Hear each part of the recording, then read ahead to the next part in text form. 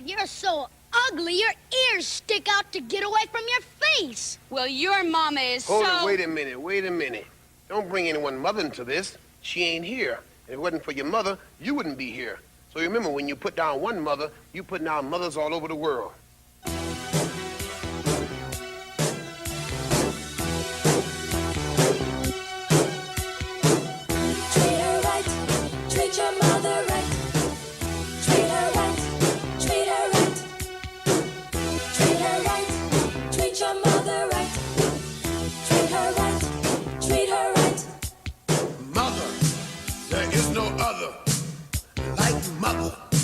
So treat her right.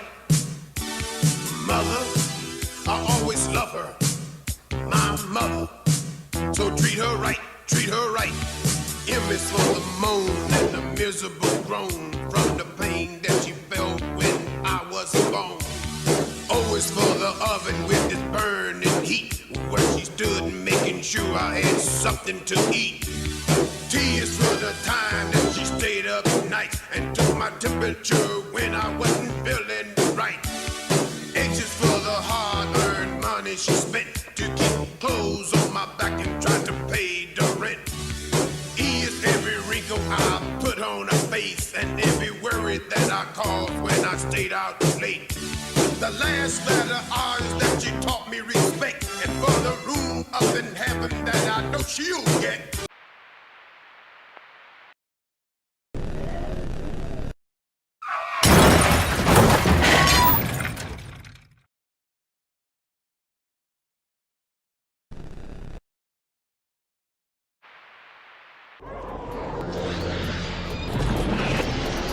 From John Carpenter's The Thing, now the ultimate alien terror is in the palm of your hand. It's Palmer! He's turning into a thing! Quick, Windows! Blast him with the flamethrower! Oh no! He's got windows! Real alien ooze! Oh no! He's getting away! But R.J. McCready won't let him escape. Hey, where's Blair? Ah! The Thing action figures come with everything you see here. Each figure sold separately. From Hasbro. You know, for $10, I could score us some crack. Oh yeah, crack! Now we're talking.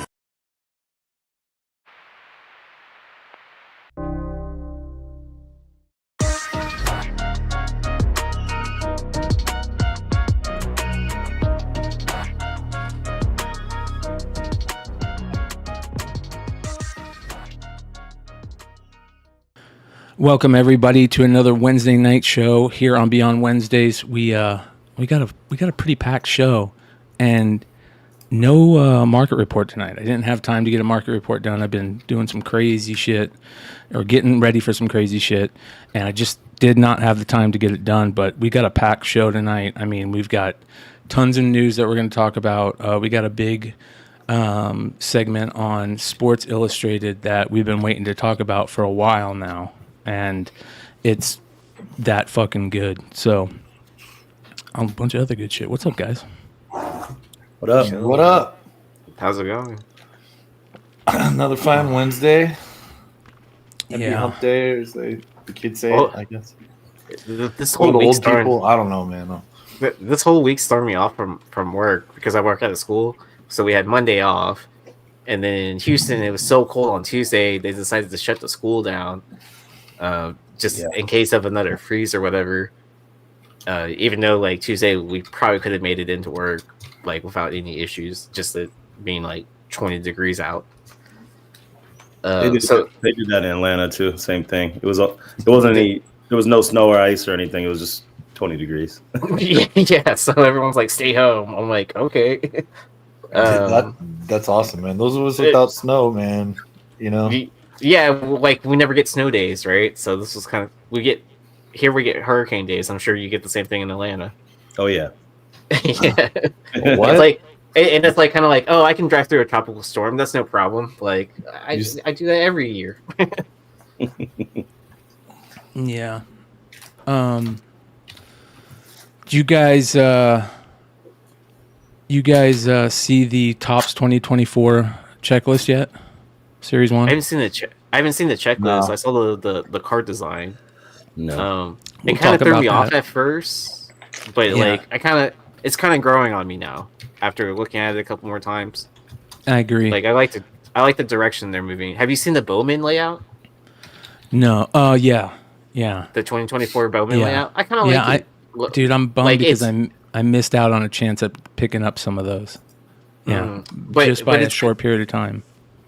Yeah, but I mean, it'll be good for breaking because you can peek the corners to see like what team, and then if it's a first or not really easily. Like first would be on the left side and the team would be on the right. So yeah, I've got a bunch of card stuff to talk about tonight. We'll talk about that later on in the show. We got some interesting comic stuff to talk about. You know, we were going to try and I couldn't get my hands on Cobra Commander #1 to read yet. I'm a little bummed out on that, but we're going to talk about it anyway. So spoilers for that, basically. It's kind of obvious, but we'll just kind of show some of the stuff that's out there on that. And then there's a couple other cool news stories going on in comics. Did you guys read anything this week? No, I still need to read Duke #1. Like Nate even gave me a copy, and we met up like 2 weeks ago, or like a week ago, last weekend. But yeah. Yeah, the only no, I read the end of that Wonder Woman. I guess I could have read copies people sent me to press, but that wouldn't be very cool. So it's like let me read this real quick. I got some retailer books in here a little early, and it literally didn't occur to me to do anything except spec them, clean them, and heat them up. I mean, that's probably why they choose to use you as their presser instead of like, like whoever down the street, that they don't really know. And then like, they're doing high res scans of every single page and leaking it on the internet. Yeah, they wouldn't care. But yeah, any of the so I didn't get a chance to read much of the new stuff. The end of the Wonder Woman, but I'm not completely sure I get all that. With it was just the very end, which was interesting. Yeah, which was just the end, and that's what I was trying to get to. Where you're saying in the story, I was like, I don't understand when are they coming in. I was like, oh, there's a whole other story at the end. Yeah, okay. Yeah, I should have said that. I tried to find. I was trying to find Cobra Commander, and I just didn't get it. I couldn't find it. I wanted to read it, but yeah. Couldn't you guys? My store is really far. Yeah, I got some cool stuff to talk about store wise. We'll talk about it a little later. I want to talk about this first because this is kind of crazy. You guys see this shit? I did. It was someone posted the link in the Discord, and it was just like, I think the response was, "Why?"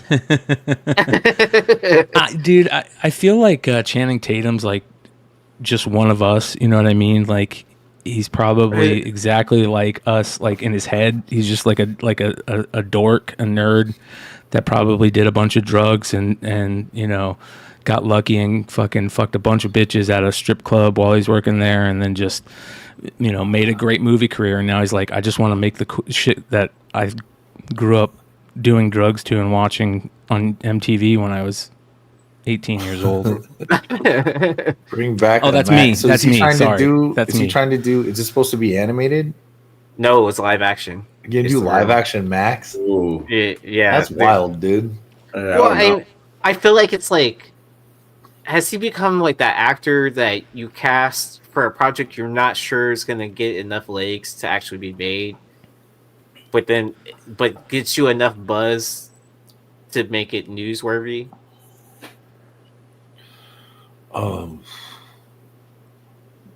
Say that again. Yeah. I'm too stoned for that. Say that again.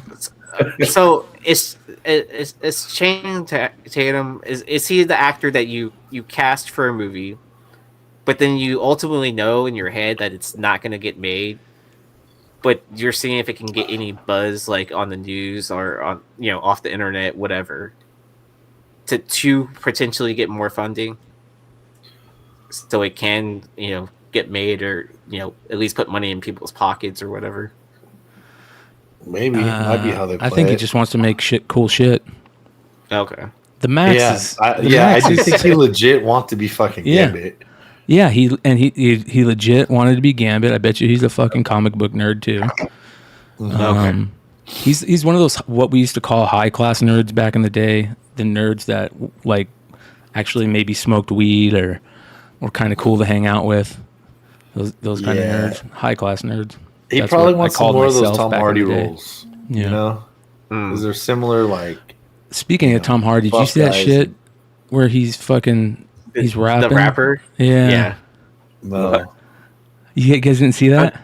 Yeah, shout out to Big Remo, I think is the one that shared it out. No, Dude, this shit's crazy. I'm gonna blow your guys' mind real quick. We're taking a side story jaunt, as Mel would say. Oh man, what was it? We're gonna go down a rabbit hole on this one. Party. Did you find it already, or do you want me to see if I can find it? I got it. You got it. All right. Tom Hardy mixtape has surfaced. Didn't he do a new song though? I didn't know he did any songs. So yeah, I thought he. So here I found that explanation video. All right. I'm putting in a private chat. Yeah, this shit's nuts.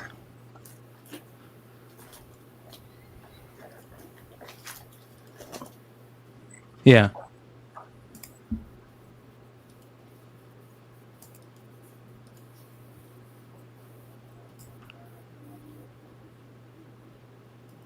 Knowledge too bad, put on your thinking cap. Think bad textbook, still in the shrink wrap. Genuflect to my style, this is how a king rap. Frankie Pulitzer only has 4 songs available on streaming, and all of them are features on Czarface albums. No. And what if I told you that Frankie Pulitzer is actor Tom Hardy? In a 2011 interview with BBC, Tom Hardy revealed that he had a record deal as a rapper when he was in his teens, but none of the music he recorded was ever released. He used to use the names Face Puller, and before that, Tommy No One, and there is a mixtape available on YouTube and Bandcamp titled Falling on Your Arse in 1999 that features unreleased... And then they just show some shitty hip-hop that he did back then, but that was he sounded pretty good on that new mixtape. Yeah, Czarface. Yeah, it's kind of wild. It's not a mixtape. What is it? It's an actual album. Let's see if I can pull it up. It's a rap group from Boston. All right, let me see if I can pull it up. So I guess it's like a rap group that features like different rappers, right? And so I guess he was using like a hidden name, right? How do you spell like it? Donald Glover and Childish Gambino kind of situation? Is that what we're going for here? Is that what we're reviewing? But it's been since 2011, which is kind of cool. How come I can't find this shit? What? How do you spell it? CZAR. Yeah. I want to see this shit. And then face.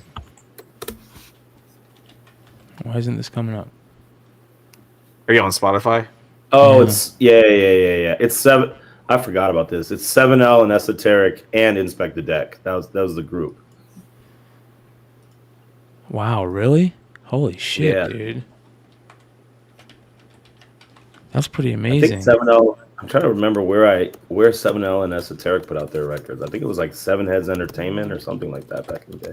I'm really geeking out on this, you guys. I apologize because I want to hear this. Yeah, 7L and Esoteric are from Boston.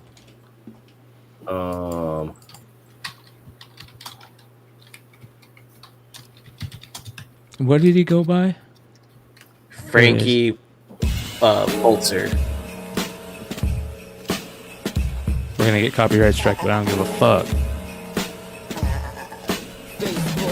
Ain't nothing common about sense. Yo, they walk around dense, have an idea, but never execute or represent. To observe and reflect on it, read the room, connect on it, try to understand it. Hit the planet like a comic, tectonic plate shift. Face full of faceless, tape this, cause you are now out of our greatness. Pugilist, you would need illusionists to fake this. Yeah, we back again with it. Try to 10 men with it. Esso, on my grind, working with the mastermind. Dotted line is time. I'm a killer, I will not be kind. I jeopardize whoever lies. Set aside the beef. Once the web is weaponized, organized. There'll be bedlam in the streets. When I put the pen to page, I'm like a centerphage on center stage. You hanging by a thread, what a tangled web, bang your head. I do this by design. So many snacks, so little time. Make a move. I love whenever they put the music bar down there that shows. It's like a shell toe, stealth mode. Operation violate the health code. People talk about me when I step out fresh. Attitude rude and brazen like a raven out the nest. Peasants drop to their knees like a Bendel dress. Now take a deep breath and inhale death. Face fuller.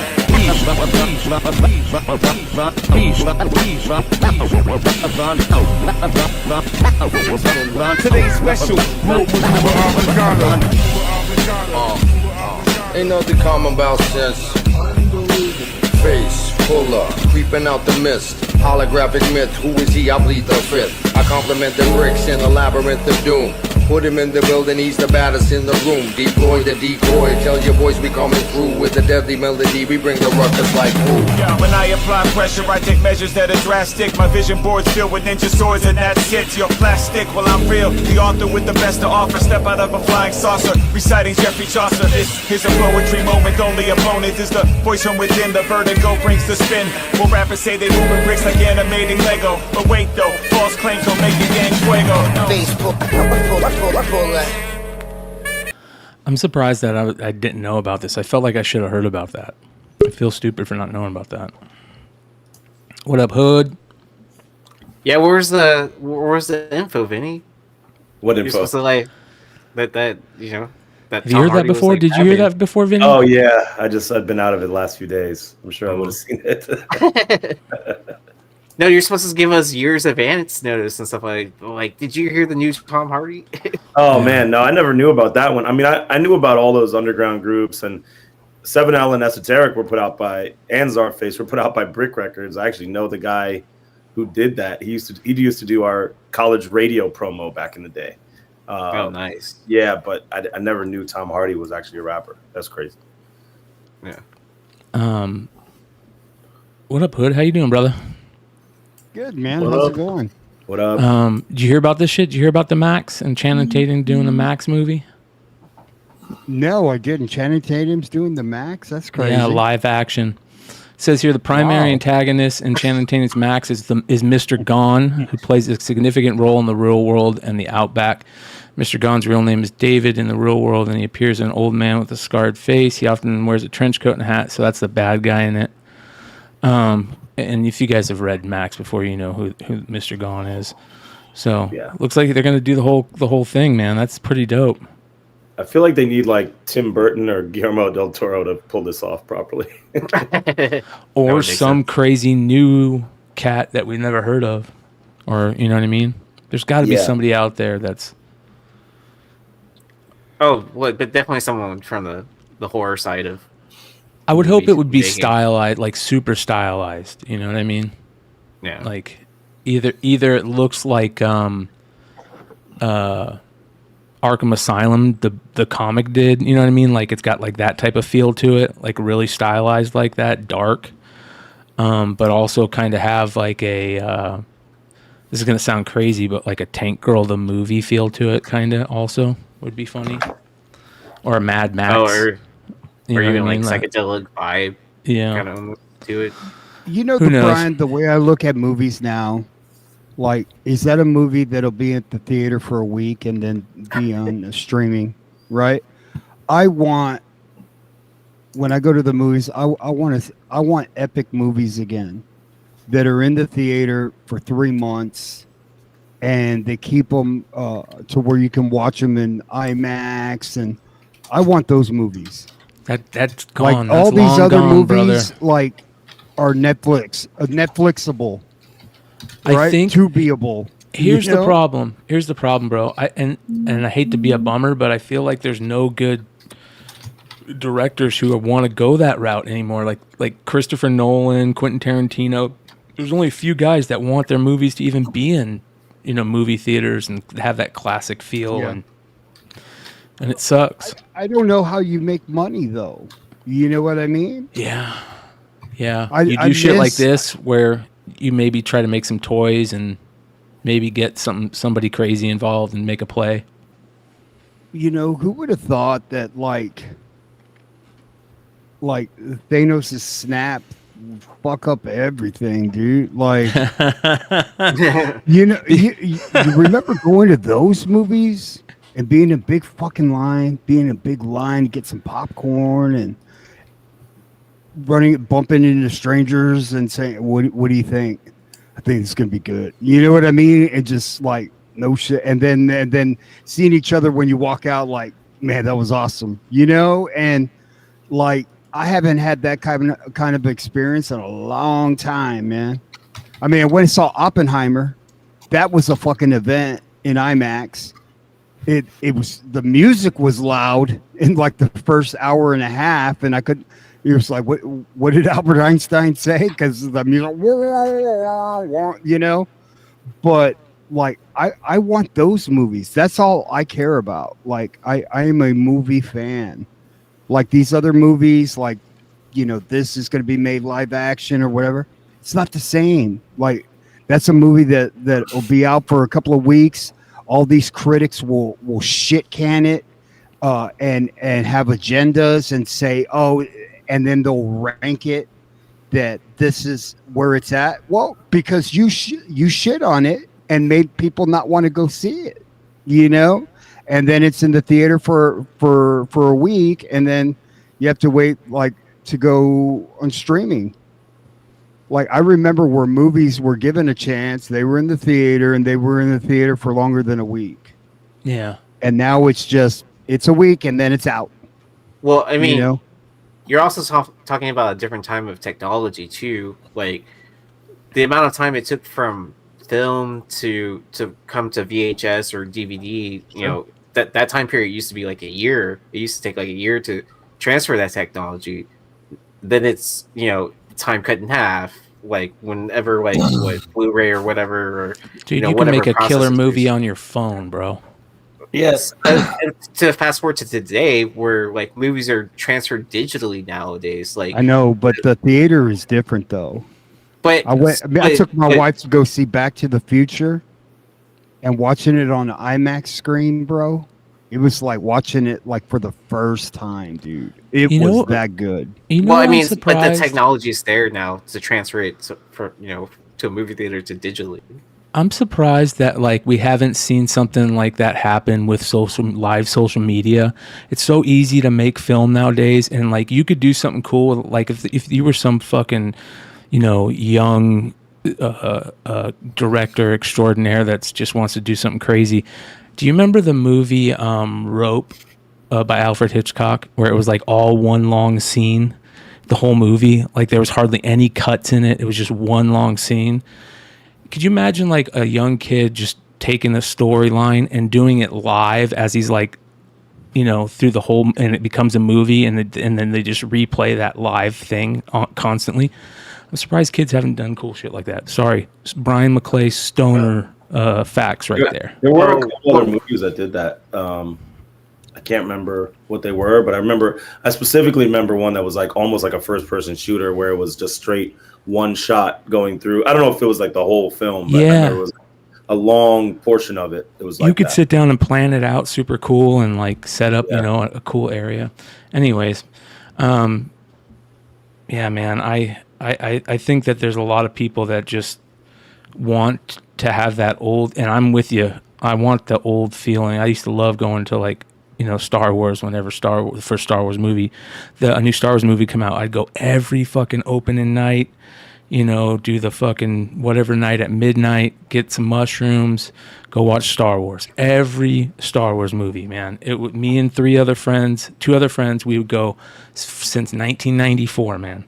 And it used to be fucking awesome. You know what though, man? The shit just ain't that good anymore. No, and it could be. It could be. But and mushrooms have only gotten better. No, like and cheaper. What was and easier to find. What was the Quentin Tarantino movie? What you call it? Hateful Eight.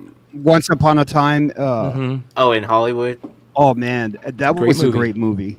Yeah, but I said, Tarantino and Christopher Nolan are like the only guys that want to do. That's a great movie to trip to if you ever get a chance. Yeah. Back to you the know, but comics. like watching the movies at home, there's like distractions. You got your phone. You're like, you know, and like in a theater, like you're focused on the movie. It's different. That's what I mean. Like you're able to shut out things and escape. You know, You could do that in your living room now. Theater, you know. Yeah, we could I do mean, that that's in our just living room me. now. Like I guess everybody has their own kind of Nostalgia. That's what it is, bro. It's nostalgia. I But miss. when it's over, like you can't. You once it was going to the theater, it was going to be over. Like Yeah. you had one shot, and that's what you guys all talked about. You know, I agree. There weren't distractions at home then necessarily, not like a phone, but you know, you went in there, you were gonna miss it. You know, like Aaron said, it wasn't gonna be digital. Like if you didn't go get the laughs in, if you didn't go see what your friends were talking about, if you weren't in on the good jokes of like a comedy or something like that, or didn't see how something ended, if you didn't go see it, you were asked out. And not only were you asked out, it's a year later. And do you remember fighting for VHS and DVDs? Your town would get like a small town would get like one VHS, and they'd have like a if you're lucky, there was a wait list. You know, like I remember thinking Redbox was cool because you could see shit like as soon as you wanted. You know, Yeah. And hey, I even thought that Netflix was crazy because they were going to go digital. I'm like, dude, like I want to log in. You're going to charge me the same price instead of just holding on to a DVD, I guess. Do you remember talking shit to people when they would bring the movies back late and you'd been waiting for it on VHS? I you know, that's where I felt like I became a different person back then. Like I would legitimately say, like, I've been waiting to see that movie and you've been hanging on to it, dude. And I would tell them, fucking charge them like 5 times, you know, just for fucking bringing it late. And I remember screaming at him. I go, "That's some pussy ass shit." I used to be still that remember dickhead. that, dude. Yeah, with like mall rats. Like I think we had mall rats out for like at one point they're like, we're just going to charge you for it. All right, whatever. Well, I used to live around.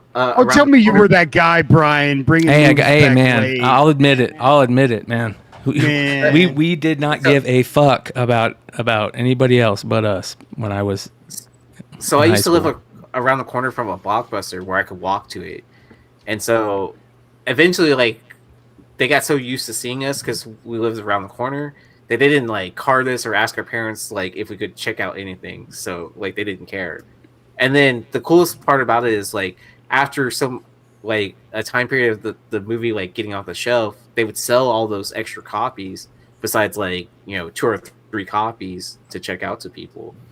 So you could buy like stuff for really, really cheap. Yeah, I remember when they started selling shit like that. That kind of blew me away. This also came out today. This is the new Wonder Woman issue.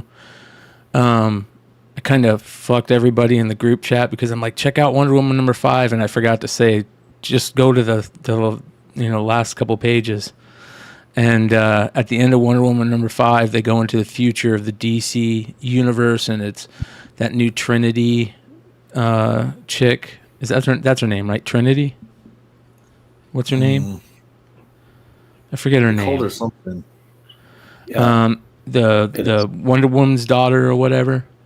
And they go into the future, and she meets up. Up the down goes. Wonder Woman fucked everybody in the group chat. What?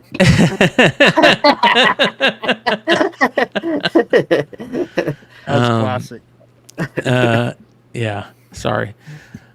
So, anyways, they show her meeting up with Superman and Batman in the future, and it's Damian Wayne and John Kent. So I love this. Our parents were so privileged, but they didn't know it. Bro, who can be more privileged than being the son of Superman or the son of Batman? I know. All right, dude. Right. At least your dad didn't get murdered.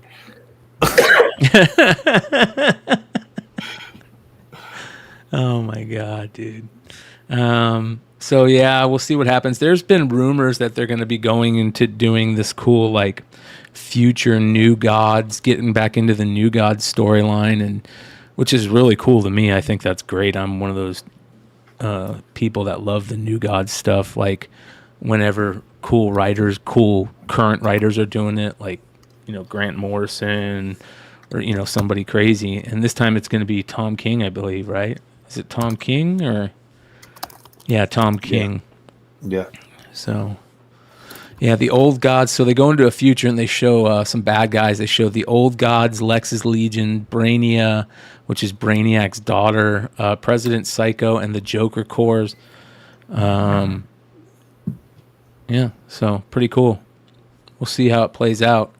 I get stoked anytime there's a chance we might get like a Damian Wayne, John Kent storyline, because I thought they fucked up so bad when they did not continue the Super Sons storyline. They could have just done so many cool things with that, and they had to do that future jump, and it just ruined everything, man.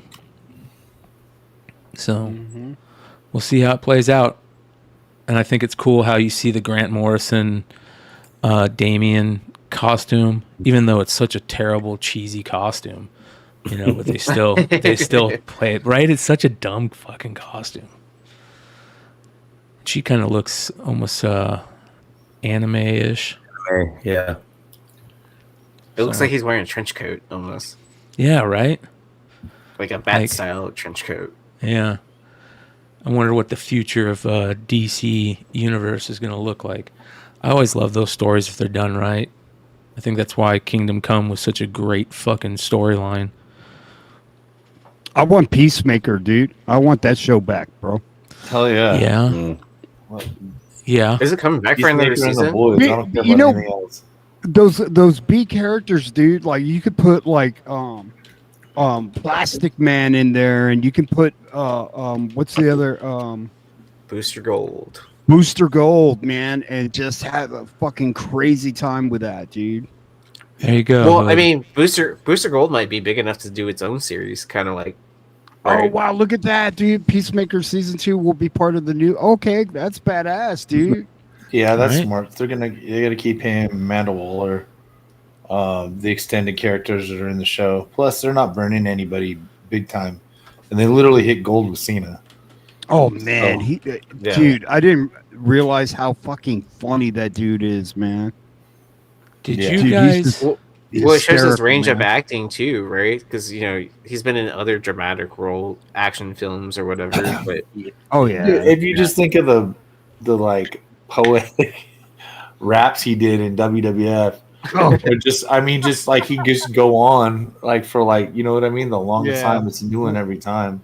Well, I mean, that's half of wrestling anyways, too, is the drama and the storyline to it. I mean, not only the athleticism that they do in the ring, but like acting too as well, right? Because they gotta string people's emotions along. It's real to me, damn it.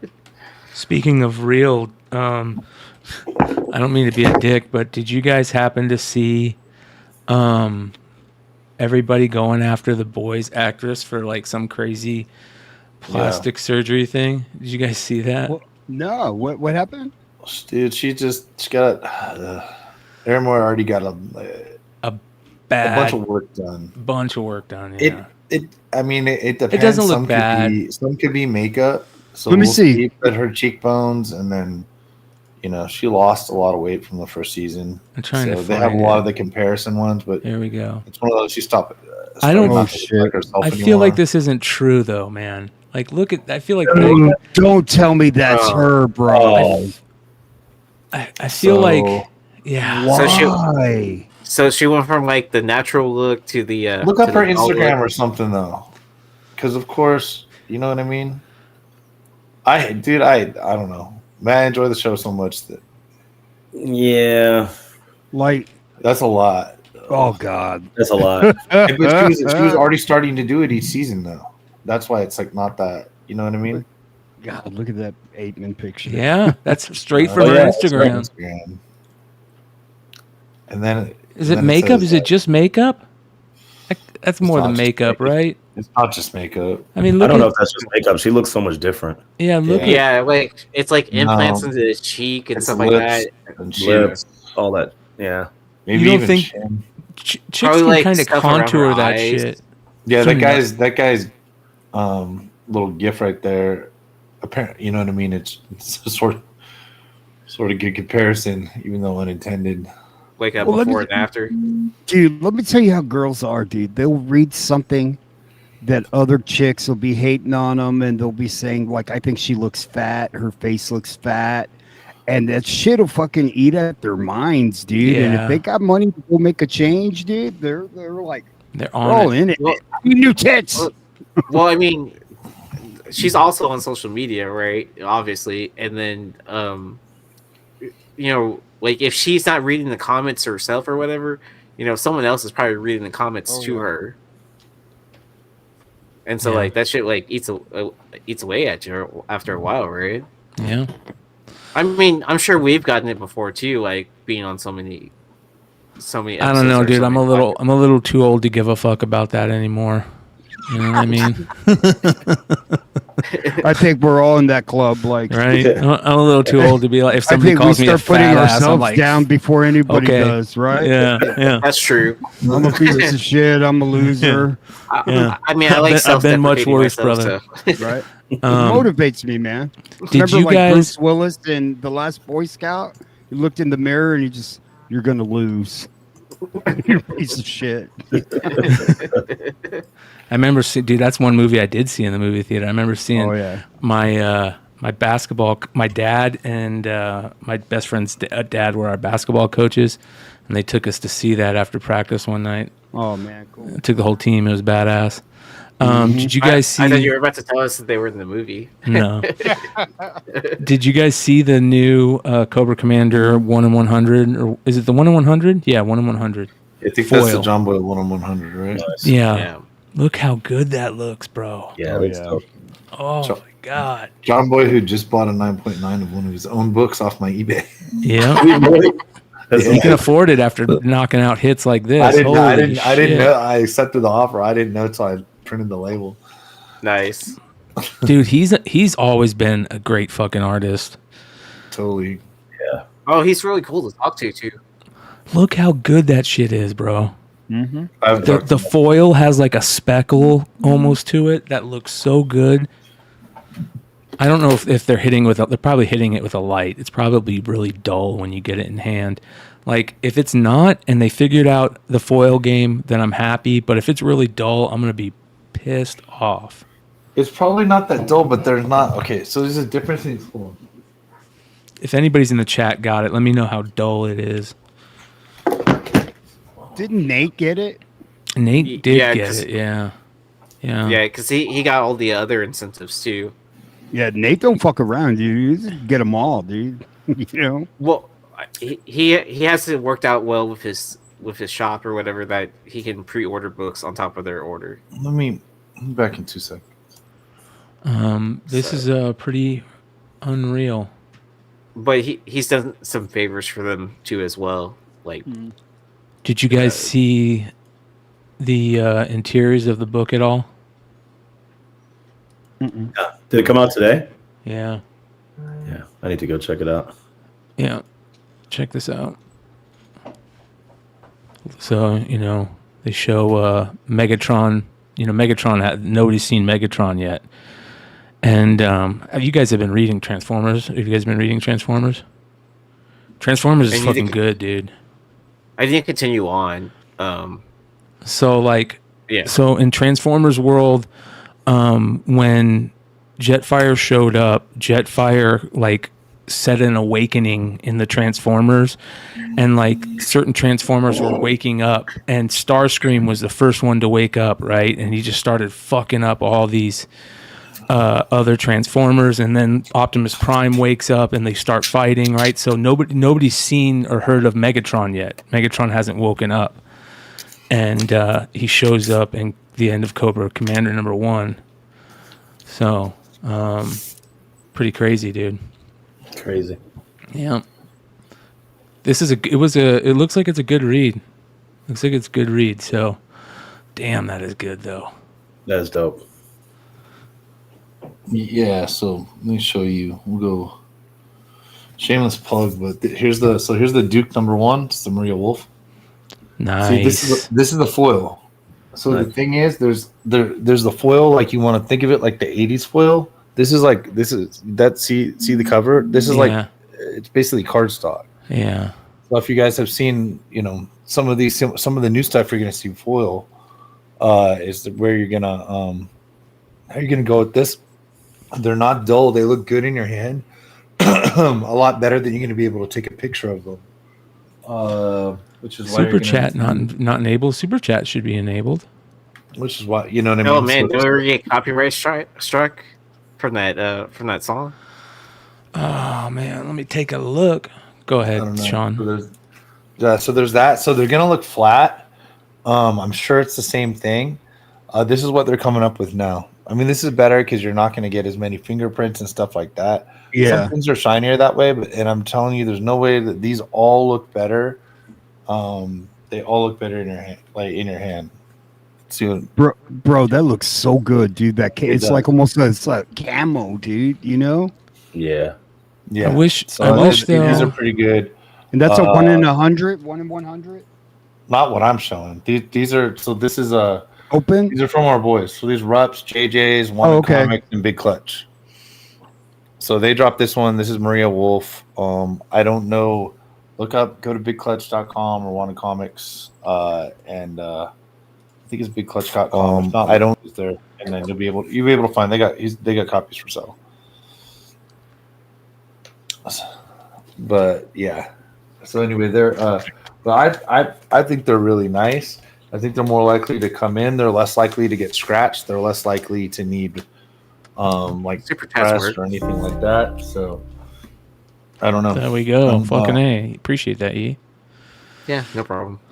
So 5 members can enjoy this. Yeah. And beyond. In the beyond section. The foil that on eBay, they're selling on eBay too. Let me bring this up. The foil looks decent. It looks under light. You could tell it's under light, like you showed the Duke. I wish that's what I'm saying. It's got to be the same.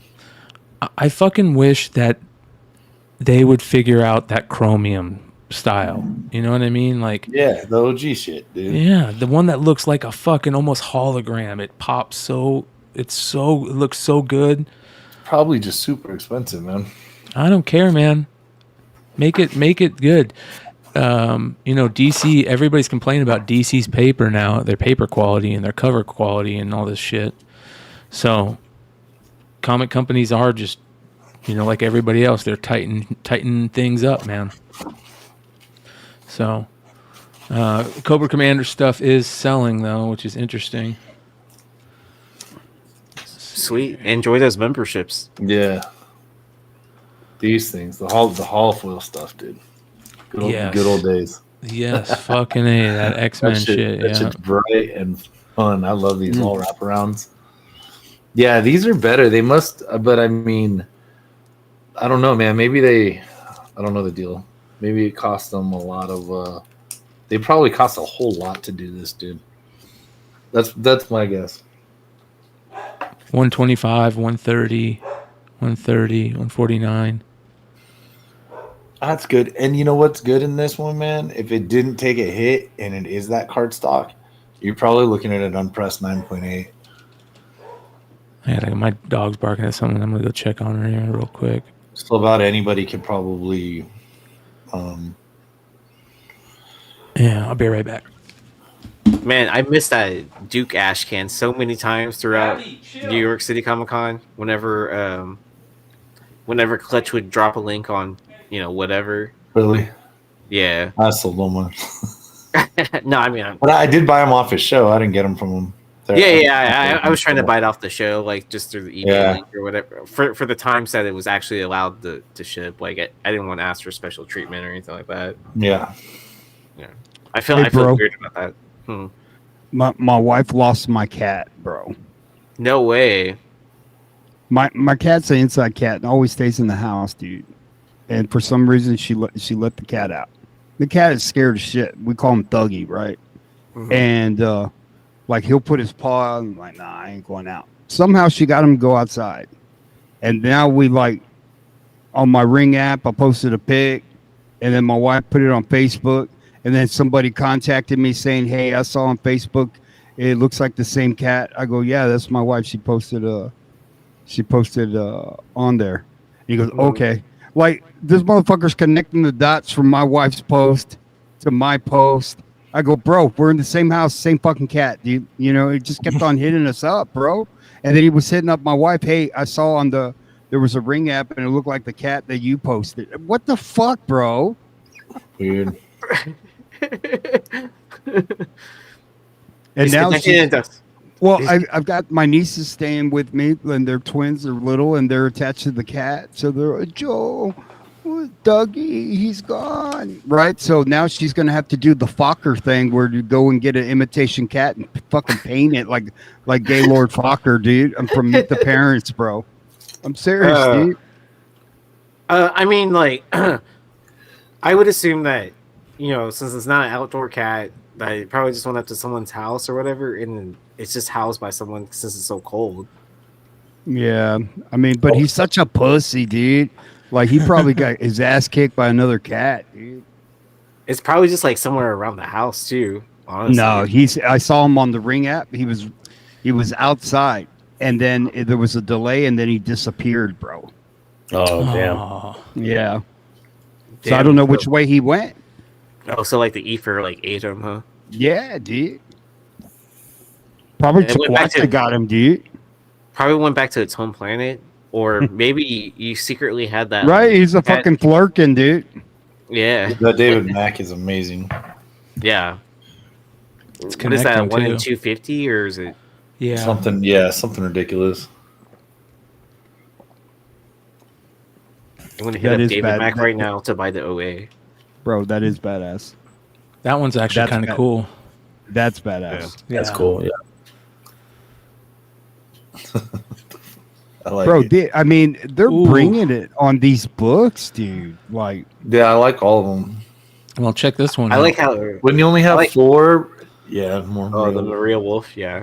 I like how they're capping out how many exclusives they can do too, instead of like just flooding it with like, oh, here's 60 different exclusives for this title.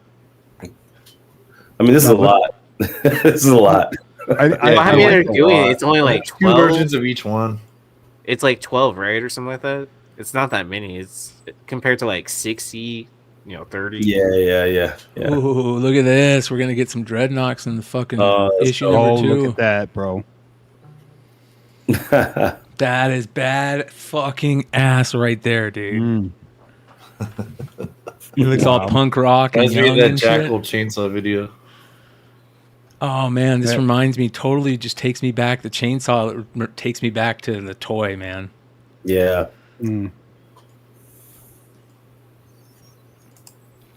That's pretty good. No, but I feel you. When I got robbed, they let my cat outside, and it was not an outdoor cat. So, and then they kept, they held me hostage throughout the entire time.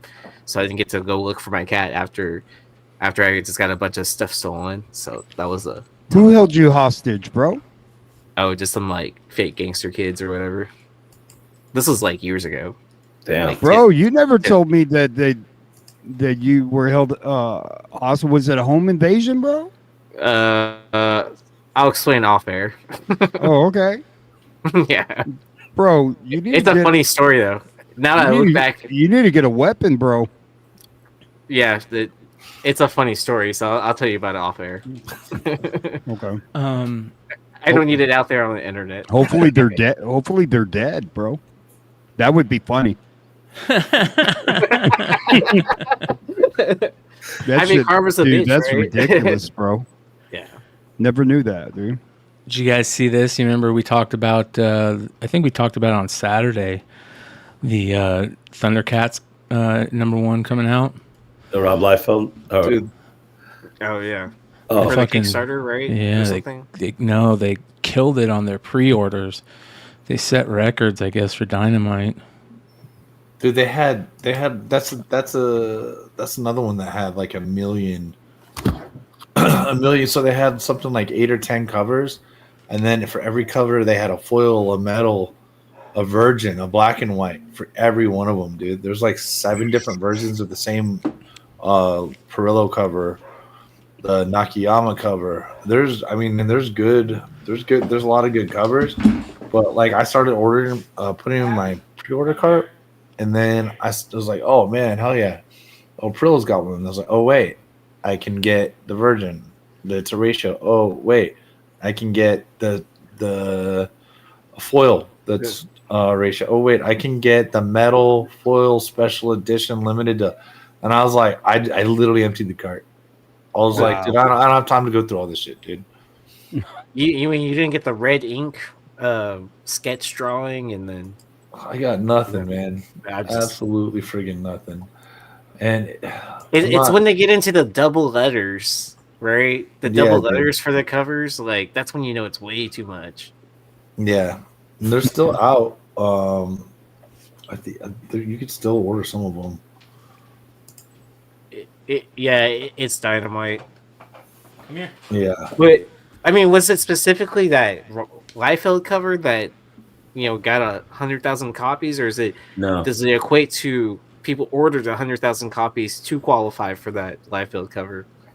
No, they were saying the headline was saying before it's 100,000 before pre-orders.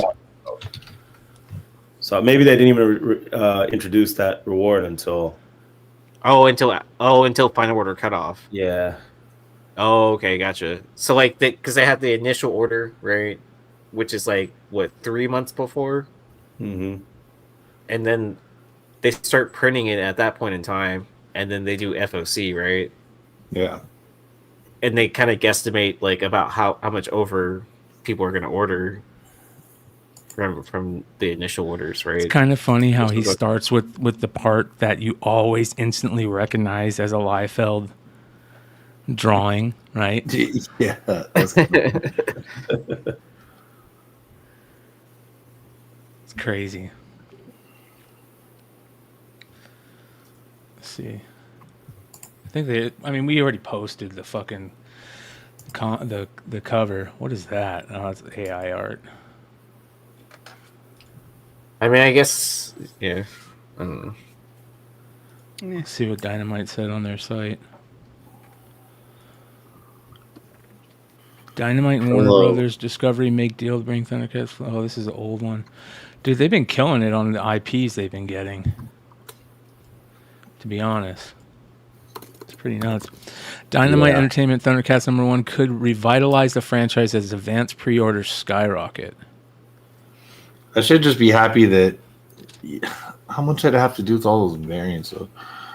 I should just be happy that we're getting ThunderCats, right? Yeah. That looks good, dude. Just shut up and enjoy your ThunderCats show. Right? Yeah.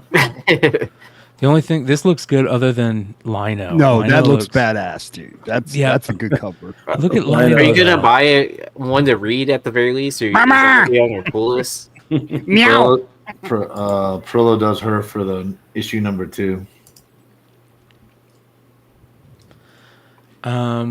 It'll be interesting to see how that. Who's writing it again? Declan Shelby. That's interesting. We'll see how that plays out. I'll tell you what, Skybound has killed it on the Energon universe stuff. They really have. It's really fucking good. Transformers is good. I wasn't a big fan of Duke yet, but Cobra Commander, good. Are you still reading Void Rivals? No, I'm not a fan. I wasn't a fan of Void Rivals. I'll be honest. Bro, we're keeping Mike McCarthy, bro. Really? God damn it, dude. Run it back, bro. Should have went after Harbaugh, bro. Fucking. Speaking about football, Hood. The Chiefs this weekend. A rematch of quite possibly the greatest playoff game in NFL history. But make no mistake, this didn't happen by chance. To get both of these teams exactly where they are right now, this took extremely delicate planning by the NFL scriptwriters. Here's how they did it. First, they didn't want to take any chances with Aaron Rodgers fucking up this matchup. So, the screenwriters had him removed entirely. but not without dishing the Bills their first loss of the year. The screenwriters also scratched out Burrow, just cuz. As for Patrick Mahomes, the screenwriters had to limit him offensively. They couldn't have him be his usual self. Waltzing into the playoffs as the 1 seed with a bye and home field throughout, they had to knock him down a peg or two to keep this thing exciting. Thus, they had his receivers' gloves greased up every week. Next, the screenwriters had to make it seem like we were not getting this matchup, to cover their tracks. So they had the Bills go on this nightmare skid. This led the public to believe they wouldn't make the playoffs at all. The screenwriters also had to show us that the Chiefs weren't in on this as well, because that's the usual assumption. So, the screenwriters and the refs formally created an alliance against the Chiefs. The plot needed a stronger villain, so the writers had to break Mahomes, for character development. But just when you think this matchup could never happen, the screenwriters would have the Bills quietly win 5 in a row, claim the 2 seed so that the Chiefs would get the 3, in addition to giving them both favorable matchups, tampering with the weather a little bit until, voila, Bills versus Chiefs in Buffalo. There you go, Hood. That's awesome. You called it, bro. You're all over that shit, dude. It's because he's secretly the screenwriter, or at least the producer, that they like. I don't think it. They're over embellishing. I have never been more. What is factual? There's point shaving in the NFL. Vegas is heavily tied into the NFL. It's entertainment now. It's not a sport. It's entertainment, dude. You're fucking You know right. what I mean? Yep. Check It's this not out. a sport, dude. I have never been more confident that the NFL is I thought you were joking last week. Well, you know what I mean, Sean. You know what I mean. It's borderline WWF, man. Where it's not a fair game anymore. Oh, where there's 4 referees looking at the same play. No, missed it. Yeah, I mean that's the same problem as every sport, though. Yeah, same problem. Baseball needs a baseball fucking salary umpires, cap, dude. The NBA refs with way too quick of triggers on some of their. How stars. did the Texans make it though?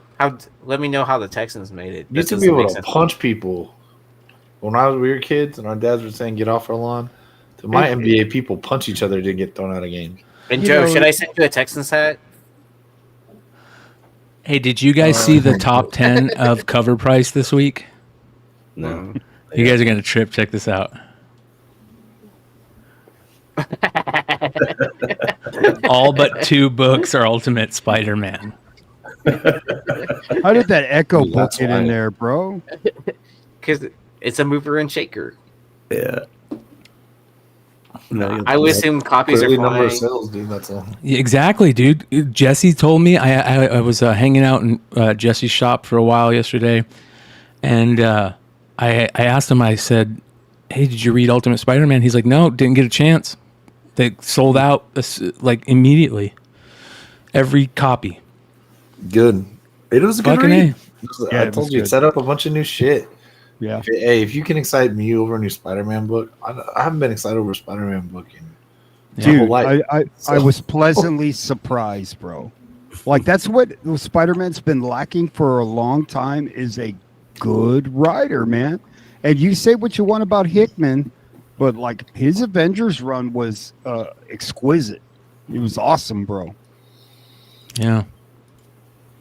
Yeah, I like agree, their dude. runner-up list. They were kind of like an actual top 10 list. Bro, Yeah, this is nuts, man. I mean, it's sold out everywhere, right? I mean, it was selling for how much was it selling for on eBay? What's it selling for on eBay right now? I have no idea. No, when was the last I time? didn't realize they were that high. When was the last? Email. No, when was the last time Spidey had a writer with that kind of a cachet? Oh, because it wasn't Dan Slott. Right, wasn't Slot, right? I mean, like, when was the last time? Let's take this out for a spin. You know what I mean? I don't want to go through issue 2. That sucks. Like, let's get a good run, dude. Look at that, dude. Jeez. Yeah, let's keep it going. Cover A, Well, they 35 open doors bucks. to a new universe, so Yeah, absolutely. Where there's just it's like it seems like the story would be staring you in the face, but I don't think anybody's really done. Hey, go back up, Brian. What variant is that? Go back up. Go back up. This? Right there. Which one is that one? Mark Bagley. The Mark Bagley connecting variant? I haven't seen that one. It's not that good. It's probably, I would assume it's probably like one of those open order covers. It's not good. Yeah, that's 80s, man. Like 80s kind of. Is that Aunt May? Yeah, why is she there? Aunt May looked like Uncle May. Yeah. Yeah, that's not good. It's because they had a different agenda in that storyline. Man, Just joking. 360 for the 1 in 500 Campbell. 35, 30, 30, 20. Dude, How much are the Campbells going for? Dude, this might be the buy. The Tony Daniel 1 in 25. Oh, that's the cheap. one I picked up. Dude, cheap. You can get them for less than $20. Like, You can get those for less than the cover A. That's crazy, dude. I'd be all over Yeah. this. That's a great cover, too. I picked up 3 of them last week. That is nuts, man. Wow. Where's not very many 1 in 100s. What's the Campbell going for? Because they got. Brian's going so fast, I'm getting a seizure. Which bro. Campbell? The regular cover. 30, 35. Oh, 10. Oh, okay. But no, it was going for 30 right here. 20. Those are, look, watch. 14, maybe not. Maybe 20. 360 for the 1 in 500. That's the one I'm thinking of. Hey, I bro. found the Campbell so you- for 450 and for 405. There's not many of the 1 in 100s that I'm seeing, right? Because they got they had the printer damage. So Wow. there's the Stegman. You know, a lot of people have been saying that, yeah, the Stegman's got the kids on it, which is great. But I like the art on that one, too.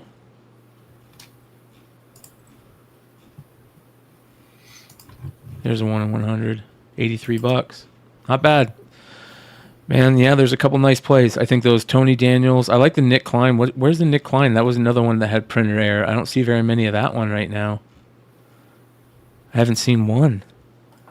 Just one of the 1 in 10s, the Coquetto. Coquetto. Coquetto. Geppetto? Like yeah. from Pinocchio? Yeah, Geppetto. Geppetto. There's the design variant. Yeah, it's pretty dope, man. That shit is selling for quite a bit. That's What do you think? Hey, bro. It just I got these for 50 cents. Newsstands, Death of Superman. 50 cents, bro. The $450 1 in 500 I was just looking at sold while I was looking at it. Jesus.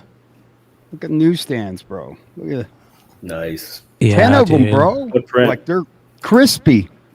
Which print? Nice. Half First price? print, man. Or is it second print, Aaron?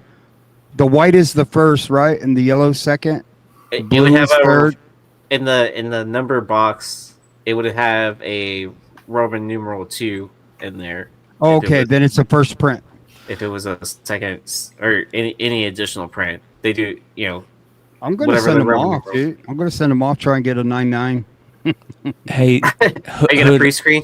I'm gonna pre-screen them, bro. we're gonna jump into this Sports Illustrated stuff here in a second, but I got something I wanted to show Hood this.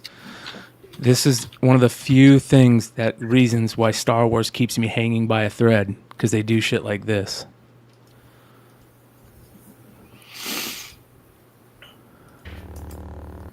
There were tons of different, and way back when George was owning Lucasfilm, and it was called Star Wars Infinities, and I actually had this, I don't know where it is, this massive like compendium of what if stories that were created, like what if Leia was trained instead of Luke, you know, what if Vader was redeemed where he had a white suit. There were tons of different endings, and they would just literally make fan fictions, and I thought they were really interesting. And of course the channel here got insanely popular in the beginning just from my fan fictions, because I just always enjoyed rewriting the stories and just, you know, having like a butterfly effect. If one thing was different, one thing changed. And of course, you know, here we are. So we may actually be getting one, which is really cool. Now Marvel went off and they made one. I wasn't too into it. Star Wars announced they're doing a freaking Infinities What If series, dude. How crazy is that? That's gonna be great. Marvel Studios' more creative and popular ventures. And according to a new rumor, the Star Wars franchise may be getting its version. What If is an animated anthology series in which each episode revisits a major MCU plot and explores what would have happened if things had gone differently. Right? So, for example, what if Qui-Gon didn't die? Anakin would have been trained by the father figure that he needed, and he would have been redeemed. Well, he would even have fallen to the dark side. He wouldn't need to be redeemed. He wouldn't need redemption. And if Obi-Wan died, what would happen there? What if Mace Windu did arrest the Chancellor? What if Anakin never turned to the dark side? What if Anakin beat Obi-Wan? What if Luke died? Holy shit, dude. He did in Last Jedi. But what if Luke died in the original trilogy? What if... Like, just those type of things, if we're going to see that on... I don't care if it's animated. I don't care if it's animated or what it is. I just want to see those. Dude, I'm gonna be so stoked. That's gonna bring me right back into Star Wars again. Bro, it still holds up. If you go read that Infinities, read the Star Wars Infinities first. It still fucking holds up. I think that's why I also really like Star Wars Tales. You remember Star Wars Tales? Oh yeah, they had such great like. By the way, you guys, real quick plug. We're going to have one of the writers of one of my favorite Star Wars Tales books, Star Wars Tales number 9, the Darth Maul versus Darth Vader storyline. Not the guy who wrote and drew that, but the guy who wrote and drew a story in that book. Jay Stevens is going to be on the show on Saturday night. So nice. We're going to be talking about the new Gold Key IP that he's going to be working on, and we might have somebody from Gold Key on too, so it's going to be pretty dope. Pretty fucking cool. I thought you were gonna quote the Godfather thing. When I thought I got out, they dragged me right back in. Okay. Yeah. They pulled me back in. Yeah. All right, let me bring this up. All right, so I think we've talked about this before. People that have been with the channel for a long time have heard us tell about this really cool. There you go. Yep, fucking A. Star Wars Infinity's Omnibus, tough book. We've talked about collecting magazines for a long time, and one of the greatest collectible magazines ever is one of the greatest magazines ever. That being Sports Illustrated. I mean, I had a Sports Illustrated subscription. Did you guys have a Sports Illustrated subscription as a kid? Oh yeah. Mm-hmm. Yep. Mm-hmm. I can't think of anybody that I know. I mean, there's very few people that football phone, bro. Did you get that football phone? No, but I always got the tapes. I was always get that. Like they would offer certain tapes. Okay, yeah. And you could get like the greatest plays of Walter Payton, the greatest, or like it'd be like an LT tape, and so I would always get those. But yeah, man, Sports Illustrated. We've talked about like collecting the first Michael Jordan Sports Illustrated, which he's on with Sam Perkins in his North Carolina. I think he's rocking the gold chain too, isn't he? Doesn't he have a gold chain on in it? There's the first Gretzky where he's got the almost like the young curly hair that he hated. There was when Gretzky was really young, he had this curly hair, right? And he hated it so much that the Oilers made like a little card set that they gave out to fans, and the picture came out so goofy looking that he told them, "Nope, you got to retake the picture and put out the card." And on his Sports Illustrated, it looks all goofy and shit. Anyways, so Sports Illustrated is super fucking collectible, and Vinny went down this fucking crazy rabbit hole and figured out stuff that we've never heard of. Basically, that there's been 3 different companies that have done the Sports Illustrated line, right, Vinny? Yep. I had no idea because I was just trying to get a copy of the 1954 one. So, this is what I was trying to find, right? This is the 1954 copy of Sports Illustrated. It has the cover has Eddie Matthews, a future Hall of Famer at the time in the Braves versus Giants game. And this, if anybody's looking for this, make sure there's a reprint edition. It looks exactly like this, but it has the word reprint on the bottom. And it also has card inserts as well. It has like a full full page of cards as well. But yeah, so just a little history on Sports Illustrated. It was a weekly magazine. Now it's a monthly magazine. It has, and its prime had a circulation of over 3 million copies per week, and it reached over 30 million people on all platforms. So Henry Luce was the founder of Time magazine, and he wanted to make a magazine with sports. So, it was sports. He had contributing pieces from famous authors like William Faulkner, Robert Frost, etc. And he wanted a magazine that could kind of talk about the popularity of spectator sports. So it started out with yachting, polo, safari, and then also more traditional spectator sports. So it was kind of talking about multiple different things at the time. But it wasn't really going as they planned. So in January of 1960, they were looking back and they were like, okay, the sales are not really that great for this. So they kind of switched from more like elite sports events to premier sporting events. And then, it gained a lot of popularity and became what it is today. A couple kind of key issues or things to note about Sports Illustrated. The first swimsuit issue was January 1964, if anybody's looking. January 1989 was the first Sports Illustrated for kids, and that's the issue with Michael Jordan on the cover. There's also a Michael Jordan insert card in there as well, and I think that goes for a pretty hell yeah. And then a couple like kind of key things that happened with the company. January 2018, it was acquired by Meredith Corporation, reduced to then a bi-monthly magazine. It was sold to Authentic Brands Group, and then at that point, it was then a once a month magazine. So it's kind of moved around a whole bunch. But what's very interesting is, the first ever, in looking for this and researching this, I found out that there was actually like a 1936 Sports Illustrated. So this ran from 1936 to 1938, and it was founded by Stuart Sheffel. And this one was, the target audience was sportsmen. It kind of focused on golf, tennis, skiing. But I haven't really seen many of these at all. So I thought this was very interesting. And that was the thing. I was looking on eBay when I found out about this, and I found two different listings. I found one where this guy had it listed for like $35,000, and he talked about how he's been scouring the internet for like 20 years and he's never found another copy. And I happened to find another copy that same, like in that search. What is it, 1938? 1936. 1936. Yeah, this I've been is crazy, scouring you guys. for this on the internet for years. Yes. I never knew it existed. There's another copy for sale, and Look it's at this. only $100. And here's the craziest part, you guys. Some of you guys might have seen it, but what Vinny found is even crazier when you think about it.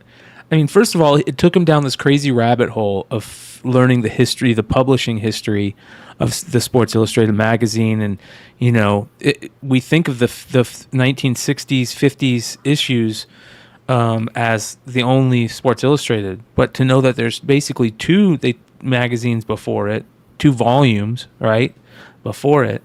But it's kind of crazy that the very first one has a hockey a player on it, which is super cool. That's super cool.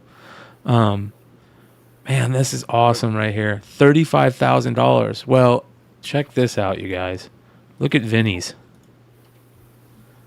Oh, sample copy. Yeah. Oh shit. So you need to take your copy and as a joke list it as like $100,000, like, and be like I scoured the internet for this and found a sample copy. Who wrote? Who's this right here?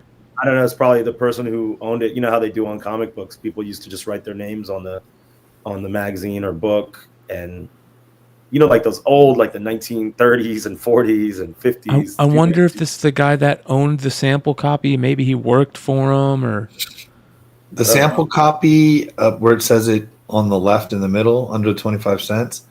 Is that printed on, or is that a sticker? It is printed on. Did they have stickers 100 years ago? Oh no, it's a sticker. You're right. It's a sticker. It's a sticker. It says, yep. Okay. The National All Sports Magazine on sale at newsstands. Yep, and it is a sticker. Okay. Did the other one have that too? No. No. Okay. Hey, what's the back look? Does the back look like that? Yeah, I think it does. Hold on.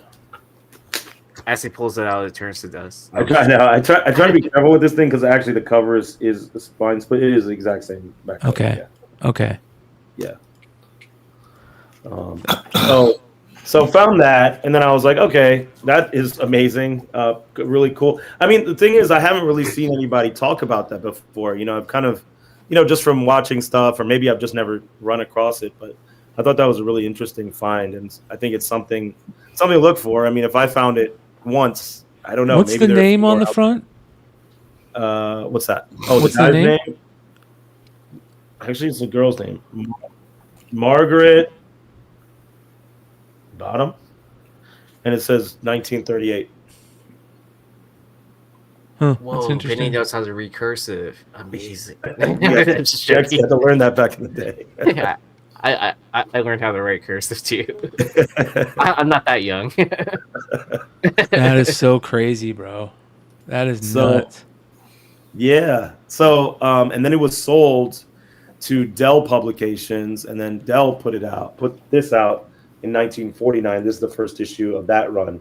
And it only ran for 6 months. If anybody's looking for the number one, this is what it looks like. Because it actually doesn't say it very easily. It took me a while to figure out what the number one looked like. This magazine focused on major sports, baseball, basketball, and boxing.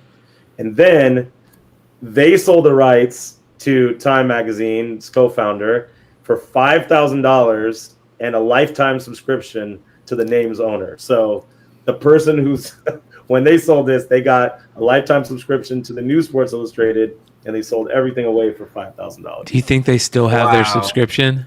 I guess. I don't know. 1949. It's been a long time. Are they still alive? It's the real question, because you don't know how old they were when they made that deal. They could have been like 60-something years old. Yeah. But the other thing to note is this thing is big. The 1949 one is like the size of a Time magazine, basically. So that's so cool, dude. Yeah. So you don't see many people talking about the other one, that one that you were just holding. Like I'm telling you, it was so hard to find. I actually had to find something that listed all the issues, and it still was not showing what they were chronologically. So I was like, which one is the first issue? I was looking around for it. But yeah, it's that one. If anybody's looking, I think it's a cool book to have. Did you call a librarian to help you organize their Dewey Decimal? I know. I had to use some microfiche to figure this shit out. Yeah. So let's segue into some more sports and talk about Top Series 1 baseball getting announced. What do you guys think of the design? That's a pretty card, man. Right? Yeah, that does good. How it kind of the smoke, it looks like smoke, and then it goes into the black at the top. I mean, the corners are going to be tough, but the chrome is going to look so good. I was thinking the exact same thing. I was like, I'll probably buy a hobby box. I'm not going to go crazy on Series 1. Bro, that's a beautiful baseball card, man. But I'm going to go insane on chrome, because I'm sure that's going to look badass with the black edging and then dude, I'm going to go nuts on chrome. Are you kidding me, dude? Yeah, I'm saying the same thing. Yeah. Yeah. You know what, real quick, Brian? So Vinny's talking about Sports Illustrated. I so regret selling my Pat Tillman Sports Illustrated. After he was killed for it was the I forgot what issue number it was. I had him running out. Yeah. Yeah, it was. There was only 3 9/8s at the time, and I sold it. So fucking stupid. The one thing I don't like about Series 1 though Look how good those USA Oh my God, variants dude. look, dude. But the configuration, fuck. configurations are horrible. Like in Jumbo, they only guarantee you 3 hits, one being an autograph, and then the 2 others are just like 2 random hits. And then wow. And then in the hobby box it's autograph or relic, which I think they always do, right? Yeah. Well, so check this out, dude. Look at these. God, that card just That's badass. I like that. Yeah. Here's some of the other cards. There's Evan Carter. It's one of the big rookies. Do they show us some of the other parallels, or is it... Here's the Sangai with the chrome with the All-Star Cup. Yeah, you gotta have the cup, man. You gotta have the cup. Here is a basic look on the Shea Langoliers. Look how good that looks. Holy cow. Dude, Jesus, dude. That's a cool. Yeah, they did really good with the look on these cards. I like how they touched it up too with like that neon sign at the time. Yeah, so that's for a team name. This is the rare United States flag variant, just like they do the Father's Day blue and the pinks. I'm sure this is a variant. Look how good that looks, dude. Yeah. Bryce Harper's a beast, dude. So they're doing the 89 tops this year. Oh, that's cool. And the 89 tops was such a pretty baseball card too, man. Yeah. Really pretty. Yep. God, look at that Mike Trout, dude. That's nice. Are they doing the silver packs again and all that? Yeah. Yeah. Okay. So these look gorgeous, you guys. These look absolutely. Here's the Acuna. The relics look really good in this set too. Well, I thought that. So here's the parallel. So you're going to get the rainbow foil, which come in everything. The royal blue, which will be in retail only. Yellows are hanger boxes only. Golds will be numbered to 2024. Blue foils will be numbered to $9.99. Purple foils to $7.99. Green foils, man, could you imagine getting a green foil on a color match on that athletics card? Oh my god, dude. Yeah. Orange foil to $2.99. Red foil, like a red foil on that Ellie De La Cruz. Ooh. That's gonna look sick. Vintage stock, Independence Day numbered. So those American flag cards are numbered to 76, which is awesome. Father's Day blue numbered to 50. Mother's Day hot pink numbered to 50. Yellow crackle, which come in hanger boxes only, numbered to 50. Memorial Day camo numbered to 25. Platinum 1-on-1s and printing 1-on-1s, and you can get all those ones in there. And then for they're gonna do. These aren't all of them like Topps 23 Value Blasters boxes come with 3 holiday themed parallels. They come with Easter and spring are the inspiration, combining to land 3 per blaster. You get the holiday, an eggs parallel, a rabbits parallel, flowers, umbrella, watering can, and roses. And roses is 1-of-1, watering cans out of 5. Those are just out of the blasters, the retail blasters. And then you're going to get. I'm not buying any blasters. Yeah, I'm not buying any blasters. No. You can get golden super short print foil. Every player is going to have a 1-on-1 of that, right? Or not a 1-on-1. I can't remember how many they printed those. But and then you're going to get parallels include this is for the 89 Topps not reprint but homage. You get a blue numbered to 600, a black numbered to 299, a real one numbered to 89, retro stock, heritage gold, red, and platinum. Man, I like that. A real one to 89 or whatever. Which I'm assuming it's going to be like the vintage backstock. Vintage stock. When do these go on sale, Brian? So check this out, bro. Look at this. 2024 Topps Series 1 Baseball retailer exclusive inserts. So you're going to get some really badass retailer exclusive inserts. I didn't know about any of this, okay? The retail is where this shit is at. So here's what I did. I went out and I picked up 2 cases of fat packs and 2 cases of hanger boxes. And we're going to break them. We're going to break them. We're gonna put it out. You guys tell me what you want to do, because you guys will have the first. People for this channel are finding out about it first. I'm gonna be doing running breaks on the Jesse James eBay site. So we'll get you guys, involved. However, maybe we can do personal certain. I don't know how we're gonna do it yet, but I definitely want to break like a case and do a random team break. We can do maybe a case of personals. Figure out fun things to do, play some games. I don't know, but Man, that sounds badass, dude. Yeah. Like I still have the same address. So like, how many packs are you going to send me and Aaron? Well, we need to talk after this, Hood. We're going to talk after this. So, but check this out. Like, I didn't know. By the way, you guys, I didn't know that retail was going to be crazy. I just took a chance and had the chance to order them, and I just said, screw it. I'm going to order them, and we're going to break them. So when do they release though? When's the street? It says, are they already out? It's no, it just got 2024. announced. Hold on. Yeah, so it won't be until like March or something like that. Fuck, man! I was hoping to fucking go out and get some of these, dude. So look at the look at the checklist though. Look at the rookies. So you got obviously the Ellie, right? You have the Evan Carter rookie. Then you have, this is crazy, man. This is a crazy set for rookies. Hold on here. Nolan Schammel, Isaiah Campbell, Jason Dominguez. Oh yeah, Jason Dominguez. Jason Dominguez rookie. Jordan Westberg. 10th card though, man. Jordan Westberg, but it's his base. It's his flagship base. Yeah. I mean, that's what everybody goes after. Sal Frelick, rookie, going to be in there. Curtis Mead's going to be in there. Let's see here. It's like the idea of this is the flagship product and stuff like that. It's like the same thing happened when Wander Franco. There's Ellie. Was his rookie. Jacob Amaya. I'm just looking at names that I know. I think Marco Luciano's in this. Nick Gonzalez, Spencer Horowitz. Let's see here. I can't wait to see the list of short prints and stuff like that. Like which well, players are gonna have short we got prints them. Yeah, we got them. I'll show them. Yeah. That's already on the list too. Oh wow. Yeah. Andrew Abbott, Christian and Carson Strand. Dude, the Reds are gonna have Ellie and Christian and Carson Strand.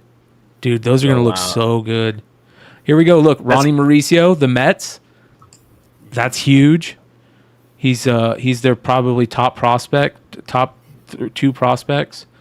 Marco Luciano, another great shortstop. He's their top two prospects in San Francisco, and they're young. They're like 20-year-olds, if I'm not mistaken.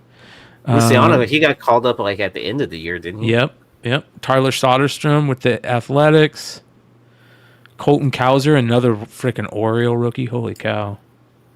What does that mean though? That's like that with the. I don't get that. Jordan Balazovic. I don't know how you say that name, but I used to always see his firsts.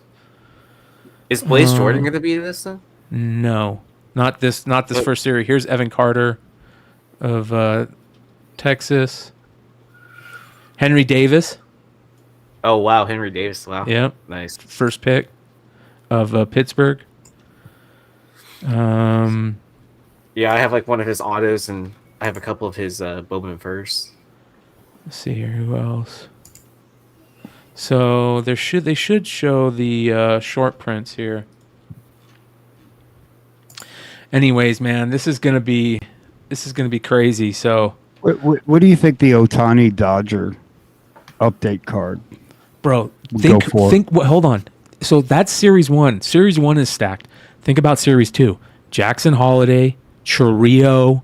You know what I mean? You're going to have people that are going to go crazy for those.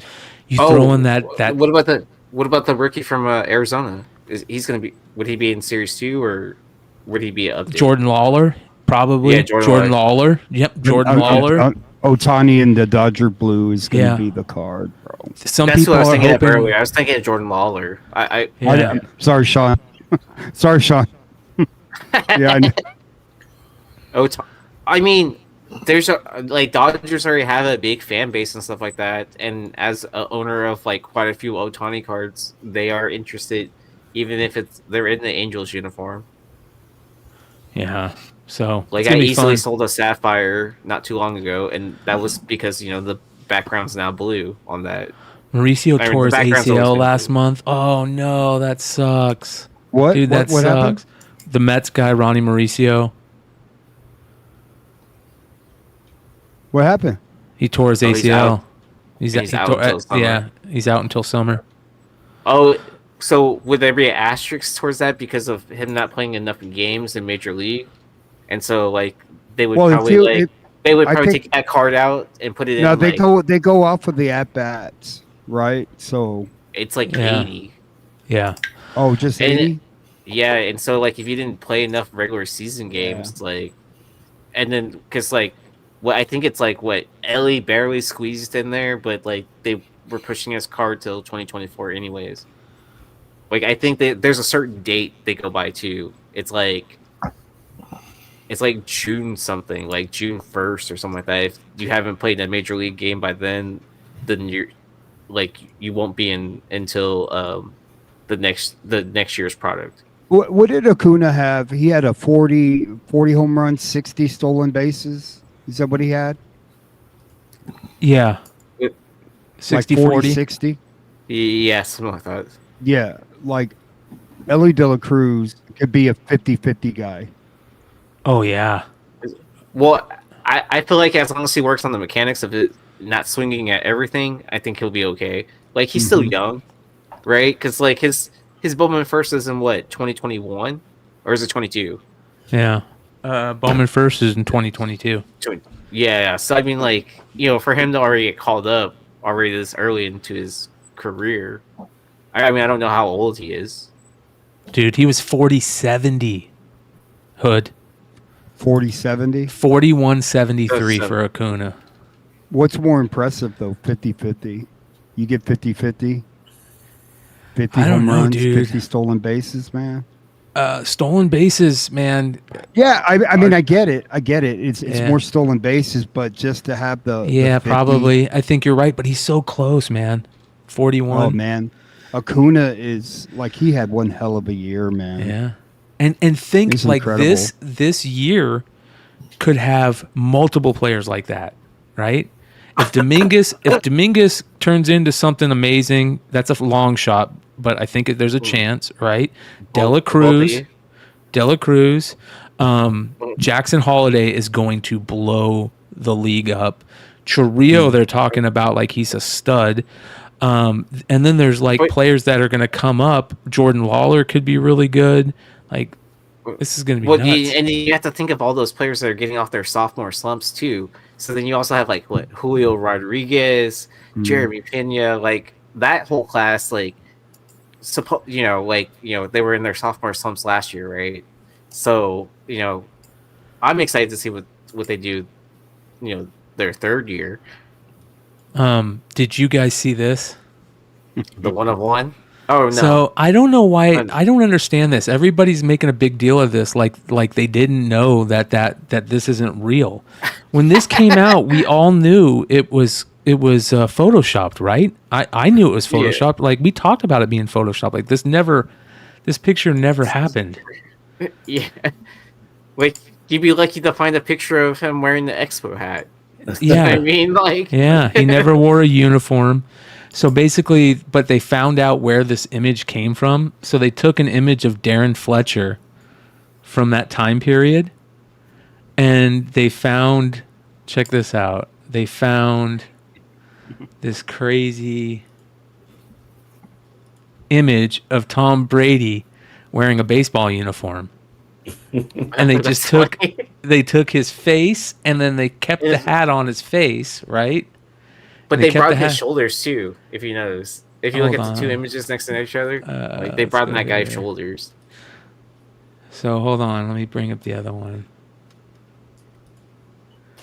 The other one's funny. Belichick, bro. Yeah, look at this. Man, I thought we were gonna get Belichick for about 5 minutes. No, they just took his neck and put his neck straight on there, dude. Look, it's totally Darren Fletcher. And they just cut it right at the, like, this is a total, I could have done this. This is one, like. Bro, it's like Lee Harvey Oswald, bro. right? With the photo with the rifle, it's the same thing, bro. And then they just put the number 12 over the 22. Look, it's not even the same font.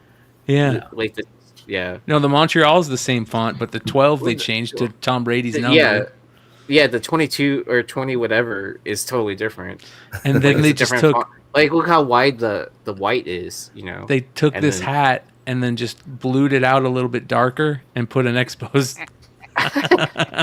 Oh yeah, because you can see the Expo logo just kind of sitting on that. Yeah. So they posted that saying, "Hey, look, I got this one of one Tom Brady or something like that," and everybody was going ape shit or what? Well, did you hear it got pulled? Yeah, the non-auto superfractor 1 of 1 got pulled. Yeah. Like within the last couple weeks. Wow. Guess where they pulled it on? What platform? Guess what platform? Oh, are you kidding me? Brakes, whatever, cheap brakes or whatever. No. It got pulled on the Fanatics app. Oh, okay. Did you hear about? Kind of like it wasn't Backyard or whatever. It wasn't them, but it was. Did you guys hear about Backyard Brakes? They pulled the black 1 of 1 CJ Stroud rookie. Wow. Oh yeah, I did hear about that. Yeah. Yeah. And everyone's like, kind of like, how are you going to tell us that it's not loaded or whatever? Damn, that looks pretty, doesn't it? I would rather have it without the autograph. I'll be honest. If I was to have the Superfractor, I would love the number 12 auto more than anything. But if I was to get the Superfractor, I'd want it without the auto. Wait, would you sell it for the bounty though? The 12 out of 50? Oh fuck yeah! In a second. Okay. Yeah. Peace out. Dude, two people right by me here in Arizona won $2.5 million scratchers, and they haven't been found yet. No, really? Yeah. That would be wild, dude. That's crazy.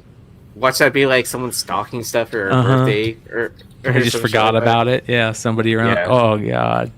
But that's what this would be to me. This would be like getting a $2.5 million, scratcher or whatever. Yeah. You know what's crazy, Brian, is that Brady, like his family had season tickets to the Niners, right? Yeah. And Tom Brady was at the catch game, Dwight Clark. And there's pictures of him. There's pictures of him. Like, type it in. Like, what are the odds that he would see that game and become that kind of a quarterback? Wait, so on the Tom Brady Bowman draft chases, Age have three 4. out of the four now been pulled? Is that what it is? Yeah. Like, because 3 of the 4. one of one auto got pulled on day. Look at that. You ever seen that, Sean? Is that not nuts, dude? What are the odds that kid would be at the birth of a dynasty with the San Francisco 49ers, and of all games to be at, where his favorite player was Montana? It was a plant. He was grown in a lab. Man, yeah, right. Exactly. I'm just like crimes, cheating, fumbling, bro. Things like that.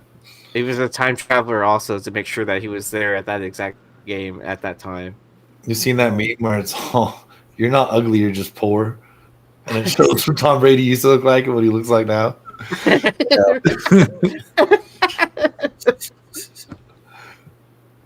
Man. Well, I'm not sure it's a fucking meme, to tell you the truth. Did you happen to see the new Kevin Smith trailer for the new He-Man, Sean? No, there's a new one? All right, dude, I'm going to show you this. I did the. I don't know if you saw my post today that they announced. Yep. They announced a cool what I think is a cool comic book for Revolution, and I was like, "Oh shit, they're gonna do Revolution." I was like, maybe do it, get a new cover, and then I realized Dave Wilkins already. I hadn't seen the cover yet. It took me about 2 seconds to realize it was his. Yeah, dude, that's so. Yeah. Masters of the Revolution prequel, and look at that. Yeah. I'll show you the full cover in a second, but look at this. So this blew me away. Death comes for us all. Even for kings it comes. You will have to make a choice. Will you rule as Adam or as He-Man? Because it cannot be both. I'll never be half the man or king my father was.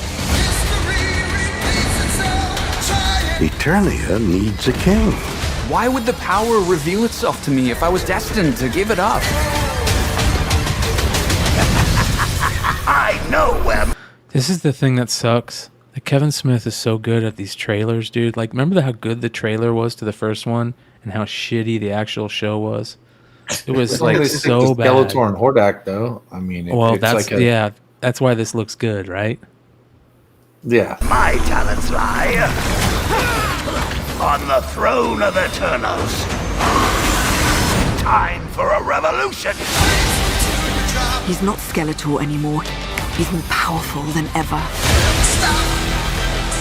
I'm here to ask for help.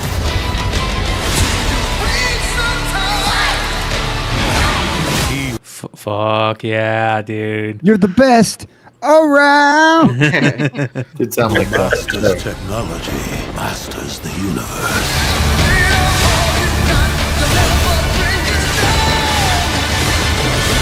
We know how powerful a little magic can be.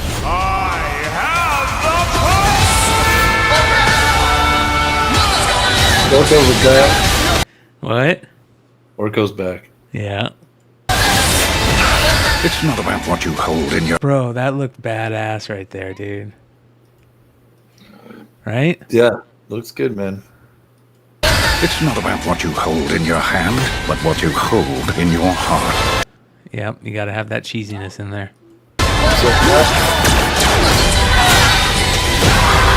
It's over, Skeletor! So that's the crazy part, dude. Right? That they even go into this world. Mm. That's nuts. Oh shit! Right? Are they in like a different? Is it like a different dimension? Like the or is that the little fucker from the movie? Yeah, that's the little guy from the movie, and then doesn't That shit was on He-Man? Earth, wasn't it? Doesn't the He-Man kind of look different, like straight up Dolph Lundgren style? Mm-hmm. Skeletor! It's just the beginning.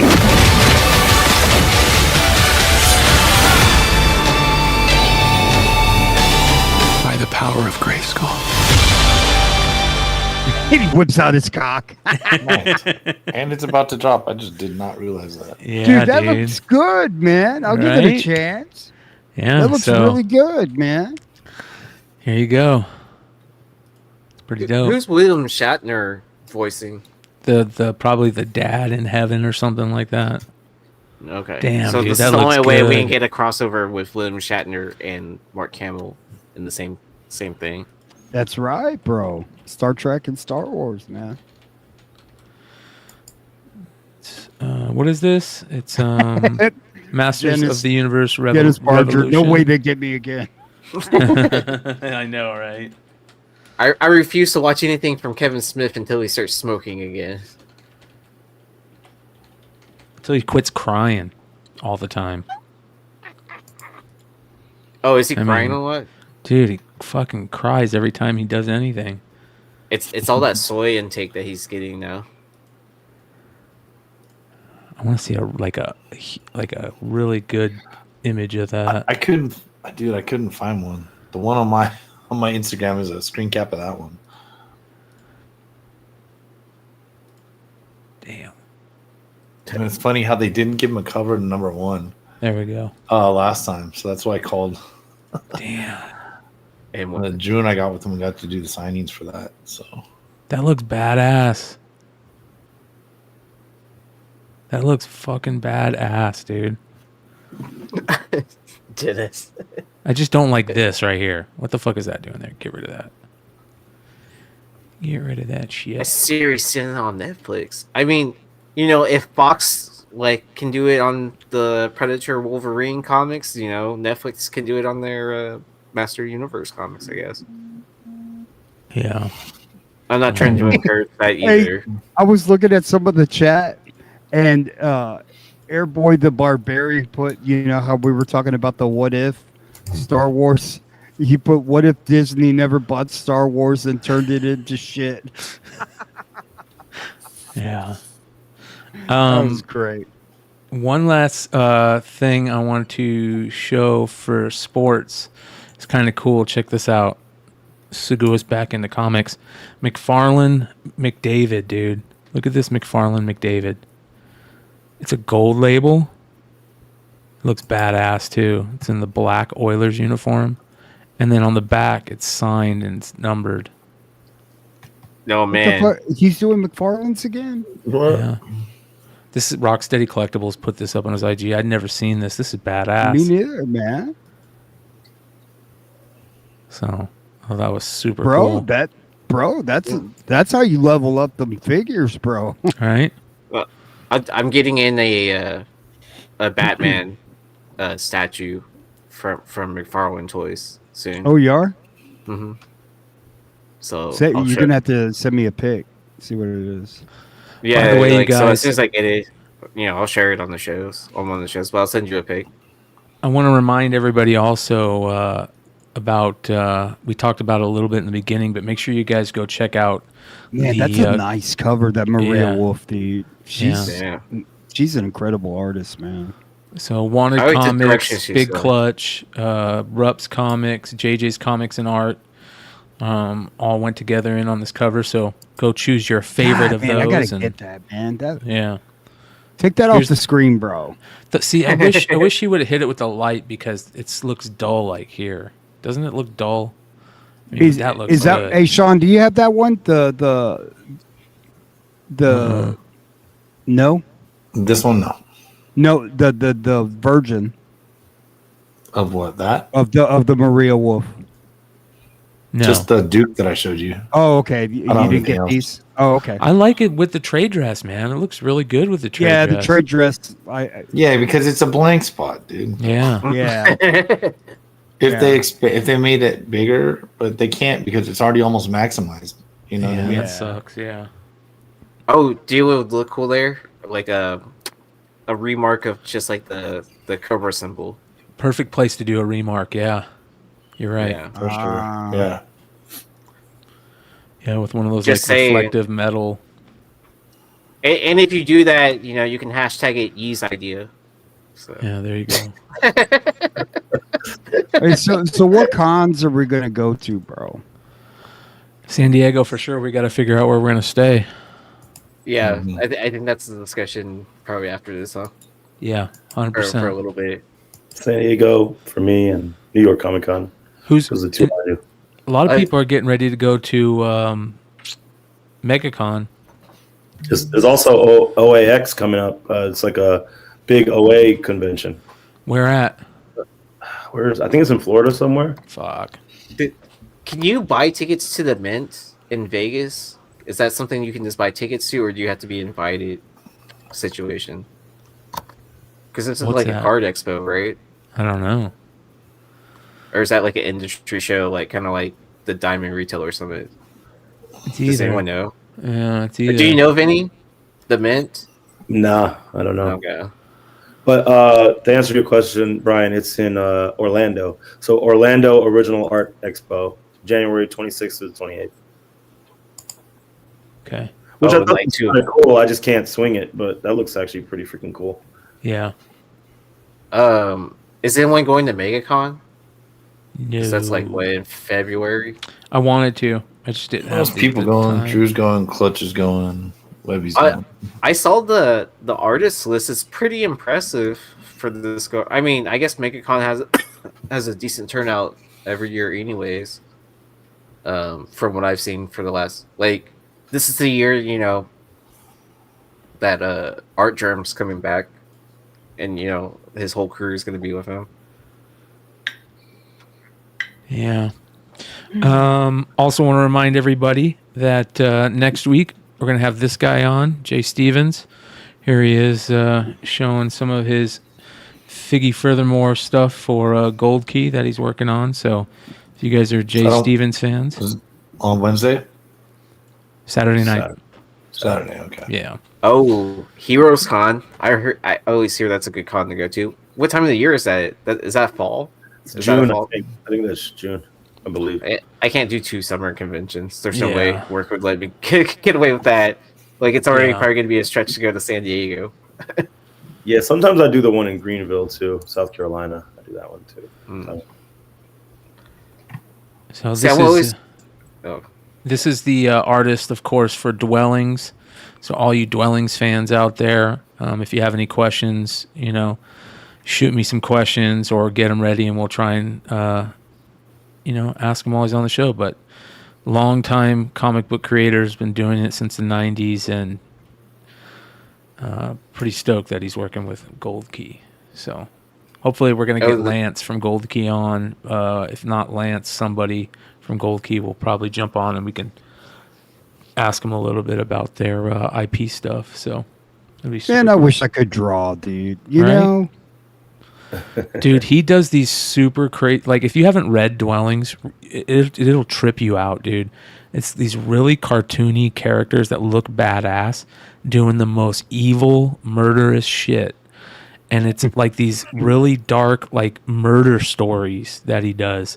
And just, like, it's crazy, dude. It's really, really cool. So, I got to get a definitely- pen like that. Yeah, right. Maybe it might help me draw. Yeah. Ooh, general admission to the Mint's only $25. Sean, I'm taking a trip to Vegas whenever the Mint is. To the what? What is the Mint? The Mint's like a card show where all the like Topps is there, Panini's there, all the different card grading companies. So it's just like a like an expo show like that's in Vegas. And I think there's like card dealers too as well, if I'm not mistaken. See, Aaron's the type of guy that'll pay a ticket for general admission and then run into somebody, make friends, and then, hey, I'm in an exclusive Topps dinner. And they're flying me back home. And they gave me all of these unopened cases. It's just like that type of shit happens to ye, dude. And I also went to a roulette table and won. Yeah, and I won $1 million. Mr. Papa Giorgio. There you go. I threw a quarter Yeah, into a slot machine and won a car. Like, I don't understand. But I gave it away because I didn't like it. Like, but I felt like I was getting too greedy at that point. So everybody's asking, a lot of people are asking if we're going to talk about the CGC stuff, and I figure we'll wait to talk about that for Drama Alert on Saturday. We're going to have a pretty... I'm burnt out from last night. I know, dude. I know, man.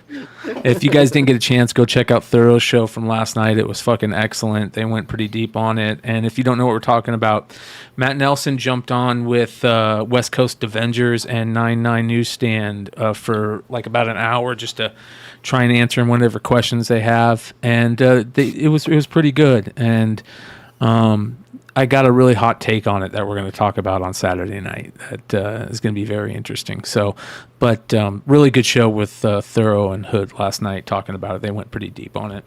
So make sure you guys check that out, just so you know what we're going into Saturday night. And then we have other crazy drama that's going on too for Saturday night. So also stick around for the Drama Alert section at the end of the Saturday night show. So there's some drama. There's what are you talking about, bro? This is not only comic books, but it's also YouTube. There's always drama. Always. Were you expecting anything less? Like, like less than 30 days into the beginning of the new year, especially like how things were ending last year. Hey, you remember when we started doing this shit? And we were started talking about like comics with meat on the bone that are cheap that could be something. You remember how that started? And now here we are talking about fake books and people stealing and ripping people off. Man, are you asking? Did I expect the market to turn out, or did I expect the hobby to turn out the way it did now? You know what? I think we were put here for a reason, dude. Right? To keep people going. Amen. Fucking A. To keep that like clear. It keeps this hobby going, man. Well, shake some trees, like hey, pay attention to me because I don't want to just yell out a cloud. I want other people to agree with my crazy thought. Yeah, I don't know. something like that. It's interesting, man. Everybody's kind of getting trying to get excited for, spec again for some of these movies that are coming out. There was new news on the Madam Web. It's super long run time, right? That's going to be dog shit. Tobey Maguire's rumored to be in that movie. It's going to be dog shit. I can tell that right now. What's the other one? Aquaman #2, dog shit. If you guys didn't catch the 300 Flip Side episode 300, make sure you guys go check that out. You'll hear more about that movie. That movie's dog shit. What else is coming out? The Agatha Harkness stuff, I'm excited for. I'm still kind of stoked for that, but it's probably going to be dog shit. So, tell me if there's a reason to renew my Disney Plus subscription, because I think it expires today. Well, it's definitely not for Echo. Is Echo on Disney Plus? Yeah, I mean, but I finished watching that already. So. Yeah, well, that's also why I kind of rushed watching through it. What did you guys think? What was the overall thought for you guys on Echo? Garbage. Like I said last week, I liked it. It wasn't good. It wasn't terrible. I told everybody 2 years ago, Echo sucks. Yeah. Everybody gave me a hard time about it. And I tell you what, I got scared with that trailer. I thought, oh shit, they're coming in hard and heavy, right? Nope. Well, I don't know, man. I will say, go out and get the fucking directors that directed that Netflix shit and continue to make that stuff. Yeah. If you've already made a canon, go out and hire those directors, dude. Just, hey, start it up. Hey, where were we? That would do it. Well, I mean, I feel like, what it's a transition piece. I didn't expect it to be like this masterpiece that, like, to put Echo on the board, right? To take like almost like a B-list character and make it into an A-list star. Yeah. Well, I don't think they didn't do her well enough, man. I hate to say this, but like the character in the comics is so good. And I feel like there's a big difference between the character in the comics and the character that they showed in this series, right? Okay, it didn't feel like the same character, man. And I hate to say that because I love Alaqua Cox. I think that's how you say her name. I apologize if it's not, but I think that she's great. I think that she's a great actress for the role, considering with the being deaf, and then it's great that she's something that somebody else could look up to. That's definitely needed, and I get that, but it just doesn't fit for me for some reason. I don't know what it is, man.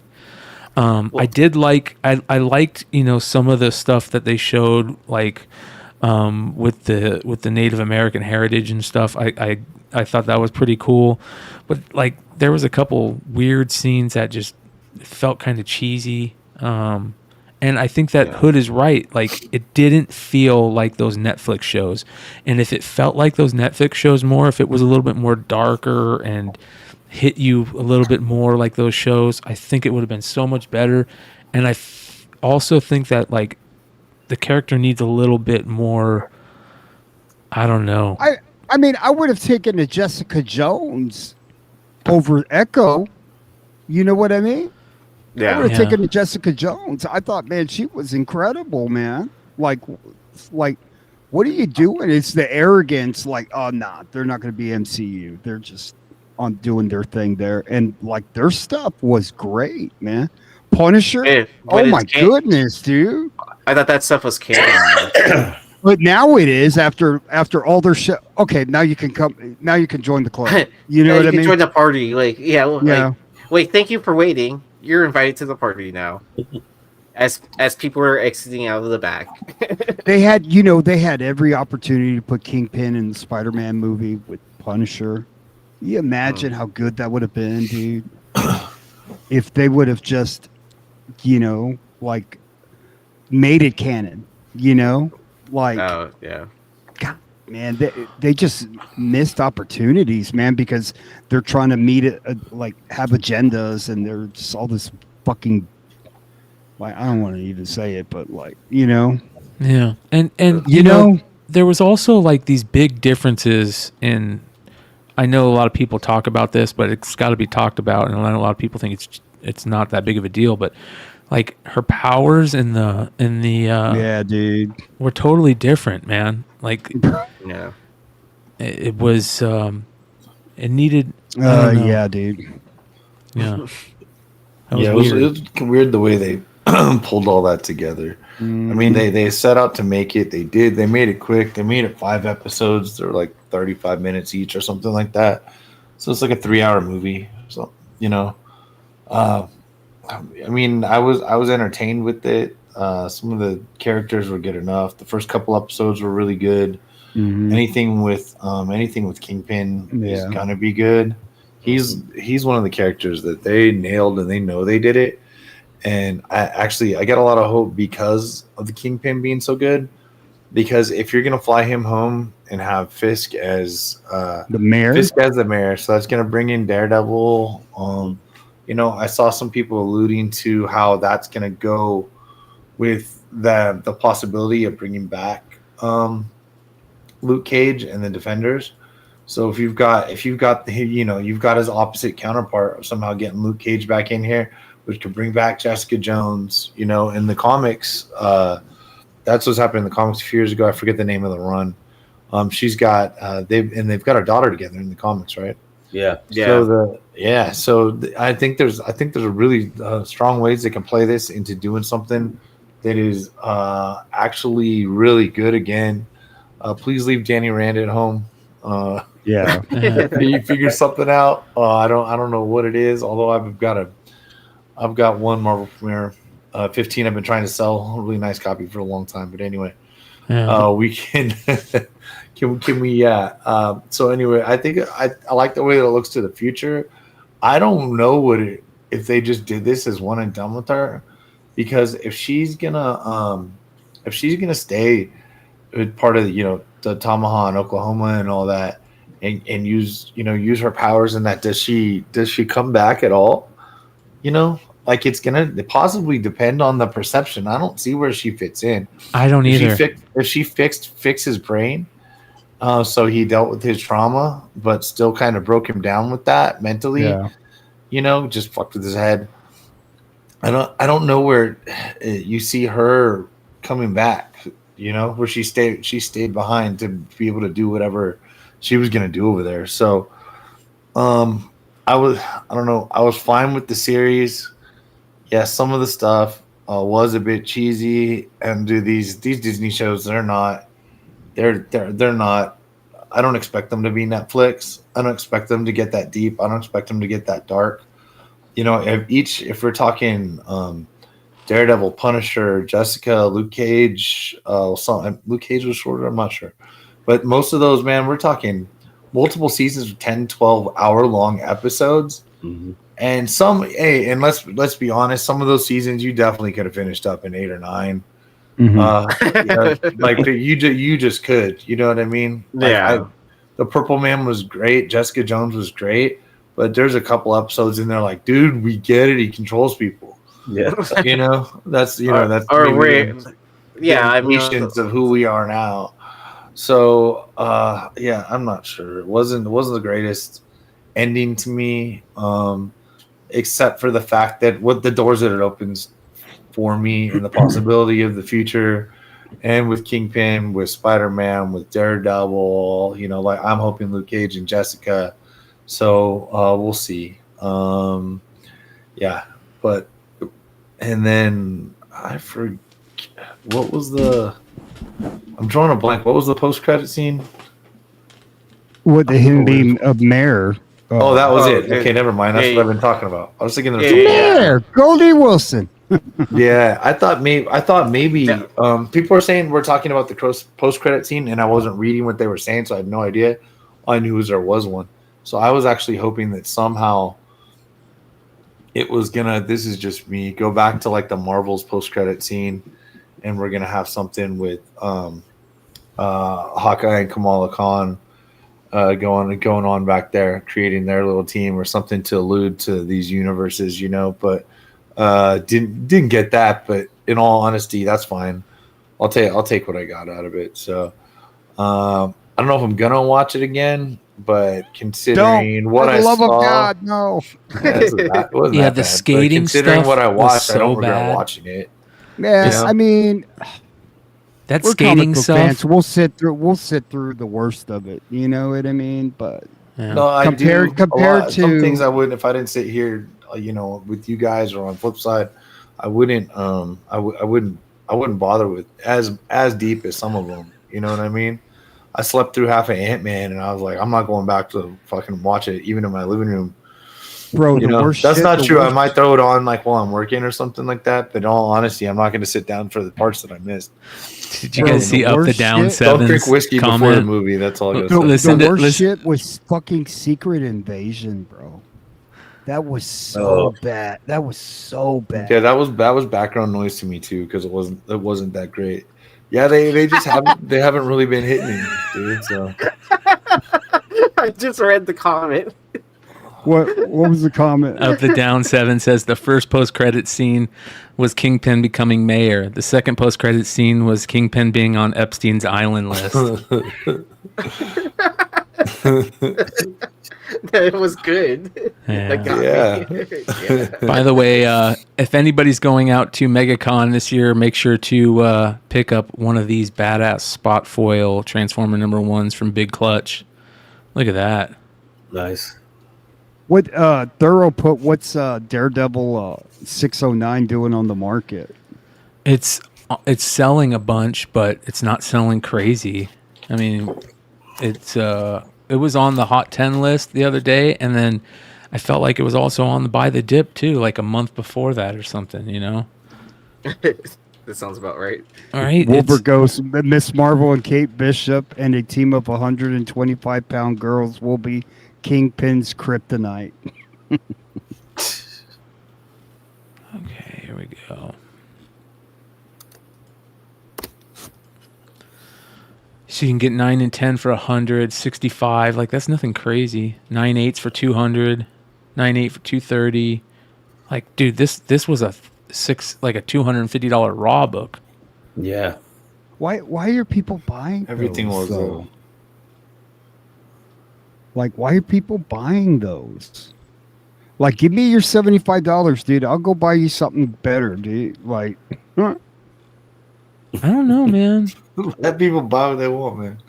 Yeah, but he was dude, asking about. Is he sorry. asking about 609 though? What do you say? Yes. Like 609. Oh, Daredevil 609? 609? Oh, he's talking about the what? Yeah, I forgot the name of the character. Vigil. Vigil? Or something? Yeah, Vigil. Yeah. Is he in 609? I don't think he's 609, is he? Yeah, 609. I think you scrolled past it. You went to This one right here? Yeah. Yeah, there it is. Vigil's a good character. Hopefully that they'll use that character, man. Oh, is that first Mayor Fisk? Yeah, maybe. First appearance of Vigil. No. But I mean, I heard they were going to have a Watchmen animated show. Did you guys hear about that? Mm-mm. I wouldn't be I thought surprised. I did. Tell you the truth. Did Alan Moore already stop it or try to stop it?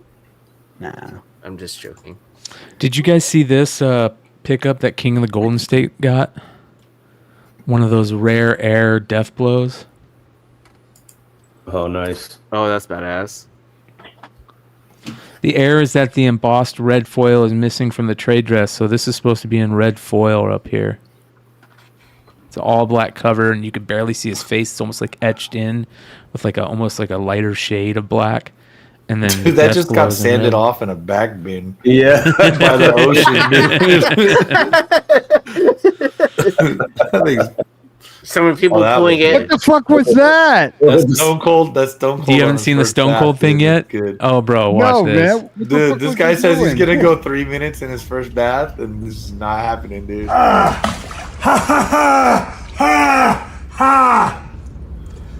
Forgets his name. God damn it. This is so funny. Whoa.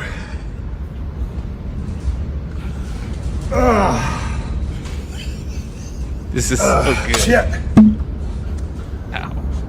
Ow. God damn it. Hey, what's up? God damn it. Hey, what's up, everybody? It's Steve coming to the Broken Skull Ranch. I got this new therapy. Hey, what's up, everybody? It's Steve coming to the Broken Skull Run. Hey, what's up, everybody? It's Steve coming to the Broken Skull Ranch. About to do my first cold plunge and renewed therapy. My shop says 43 degrees right now, so I'm sure the water is sub 50. I was gonna start off at 50. It's gonna be a little bit colder than that. And we're going 3 minutes here. Once it gets on to 12 and 5, 4, 3, 2, down we go. God damn. Ha ha. Ha, son of a bitch.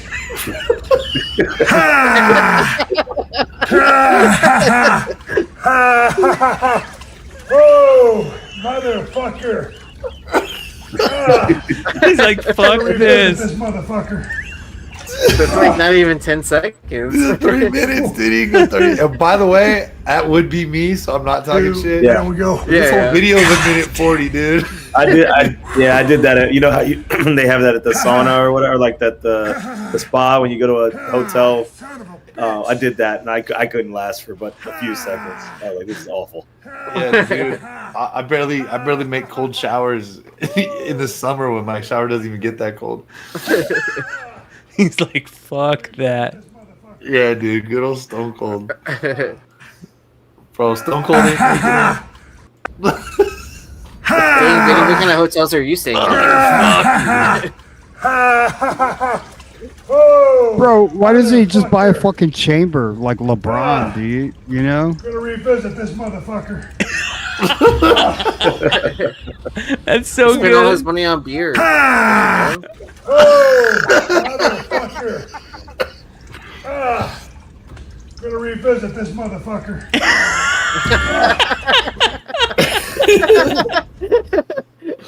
Dude, that's so funny, bro. That is so good. You need that. You need to add that quote, that clip right there at the end. We're gonna revisit this motherfucker. Yeah, like, for sure. To the end of Drama Alert or whatever. Yes. Add that, like before the. We're gonna revisit this motherfucker. Yeah, we're gonna clip that and use that for sure. 100%. Oh my god, dude. That was so fucking funny, man. It's funny because it's cold, man. Yeah. You know what I mean? Like you always think that happen when it's something's too hot, but dude, I remember being a kid. Texas rattlesnake, you know, so he's not used to that cold. Like same here. Wow, where'd you find that, dude? What's his name? Fucking Rad or effing Rad? Had it on his show. I bought it. I knew it had some ticks or whatever. Dude, but that is glorious. Dude, and there's more autographs Look at the Campbell. inside. Look at the Campbell signature, dude. Oh yeah, the old school Campbell, right there. Yep. Oh wow, damn. Dude, like, that is amazing. Giotto bro. and Scott Williams and Is there any of those out there unsigned? Look how great that would look even unsigned. Like I think it looks great signed, but holy cow, dude. That's beautiful. Sal Regan, J. Scott Campbell, like Brett Booth. Old school, bro. That's awesome. Mark Silvestri. Nice. Alex Garner, Scott Clark. Let's see, Garner signed inside.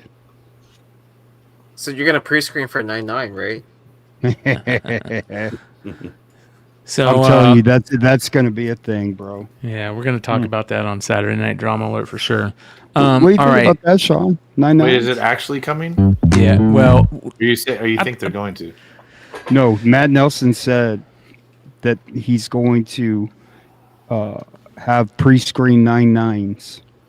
No, he said that they've been talking about charge. He didn't say that they were going to do it. He said they've been talking about it. If you go back and watch it, here's my hot take, right? And I'll bring it up again during Drama Alert on Saturday night. But my hot take is if you go back and watch it, when they did the interview, they recorded it, and they basically he probably just said, "Hey, I only got an hour. Let's do this real quick." And he jumped in, and they said, "Okay, we'll record it, and if there's anything you don't want us talking about, we'll edit it out." And when 99 brings up that story, and he talks about the Ultimate Fallout 4 and why is there no 99s, and then he says, "Oh, we can take this out if you want, if you don't want to talk about this." And then you can tell, like, I don't think he realized that it was going to be like it was something he probably, I think he kind of thought a little bit more that like this wasn't going to be in it. And he said, "Yeah, we've been thinking about it at the place." I don't think that he said that it was a 100% thing. They've been talking about it. I doubt it, but I will say I think I got 99s in all 3 of my last orders, compared to, I don't know, about 2 in the 10 years before. Well, Matt, can I show the one that you dropped tonight? What? The one that you dropped that you showed tonight? Probably. I don't care. I don't think. Let me see if I can find that. Hold on here. Well, it's not like we're doxing the person. Yeah, we're not doxing anybody, dude. This is pretty sweet, though. Yeah. Hey, look at this, Vinny. Came with this old flyer from the. Oh, that's cool. That's sick. That's something. That's crazy. That's awesome, dude. Nice. Yeah, that's pretty cool. That is so fucking cool, dude. But that's a book that, like, it's made so well that I understand why a 99 is going to come out of it. Yeah, You know? it was perfect. Yeah. I just subbed it because I don't. Yeah, that's a cool book. I don't even remember if I even if something, and it's like one of those books like that that's definitely not always going to need a press, or you could be able to fix the damage. You just make sure there's no fingerprints and send it off. You know. Yeah. Get any lint or dirt off. I'm sorry. That was without a press. Yeah, they didn't need presses at all. Oh wow. But he's like, how many am I gonna submit now? No, I'm joking.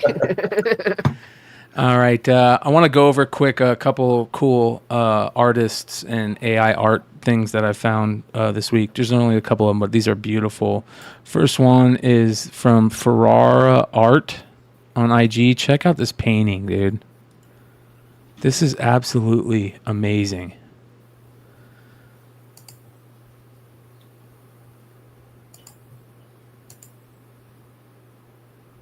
Spider-Man versus Venom, and it's absolutely gorgeous. That's incredible. Yeah. Oh, it has like Alex Ross vibes. Yeah. Or Mark Brooks or something.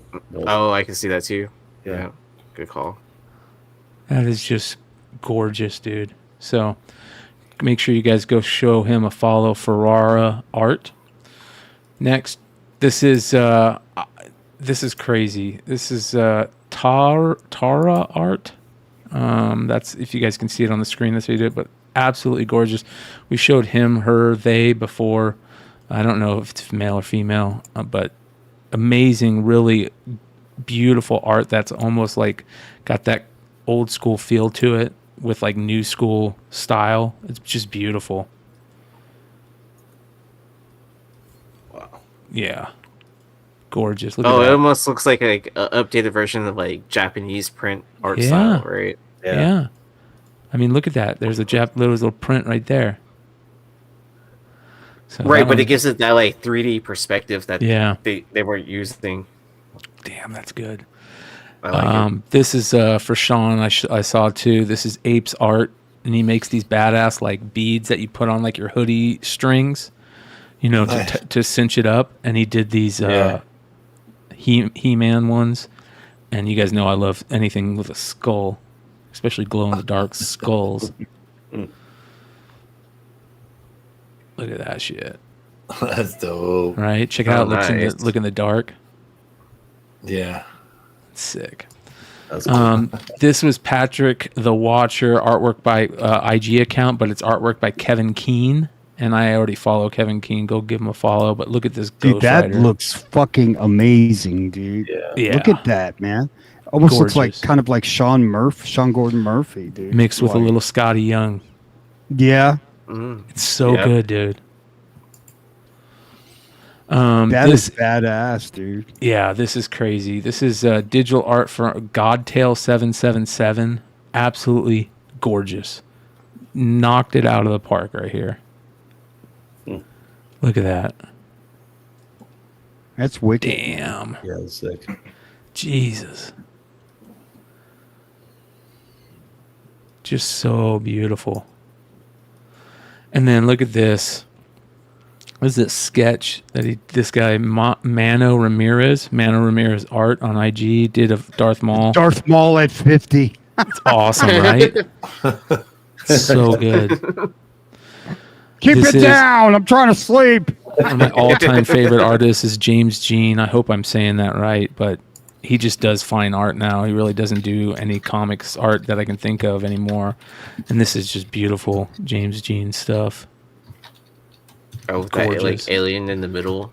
Dude, look at the colors and the way the tigers look with the eyes, the tiger's eyes. Just fucking fanatic. Check this out. Acetate. Original art from Akira. This is cut number 207. The Akira stuff was all done like 3D like this with paintings, and then they would paint on top of the acetate to make it look 3D. Yeah. That's badass. Yeah. So that's wow.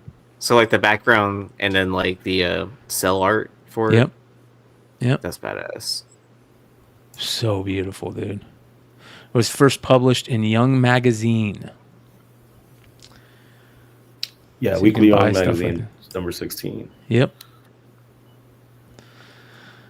This is awesome. We talked about Scrojo, I believe, last week. And then really cool stylized Star Wars art. It's that Archie Goodwin or whatever. This blew me away. I didn't know about this. Did you guys know about this person? The man who inspired anime. No. Sachuya Koitsu? Koitsu? Hey, that's pretty good, Brian. Maybe. Yeah, maybe. 1870 to 1949. Check out this art. This is crazy. Look how fucking gorgeous this shit is. Wow. And you can totally see the anime style in it. I mean, especially this shit right here, right there. With the rain. Look at that. Yeah. Yeah, with the moonlight and the lighting and everything too. Totally. Yeah. That's awesome. Even the style of trees, like look at all that. Yeah. That one's okay. It's more, but look at that, dude.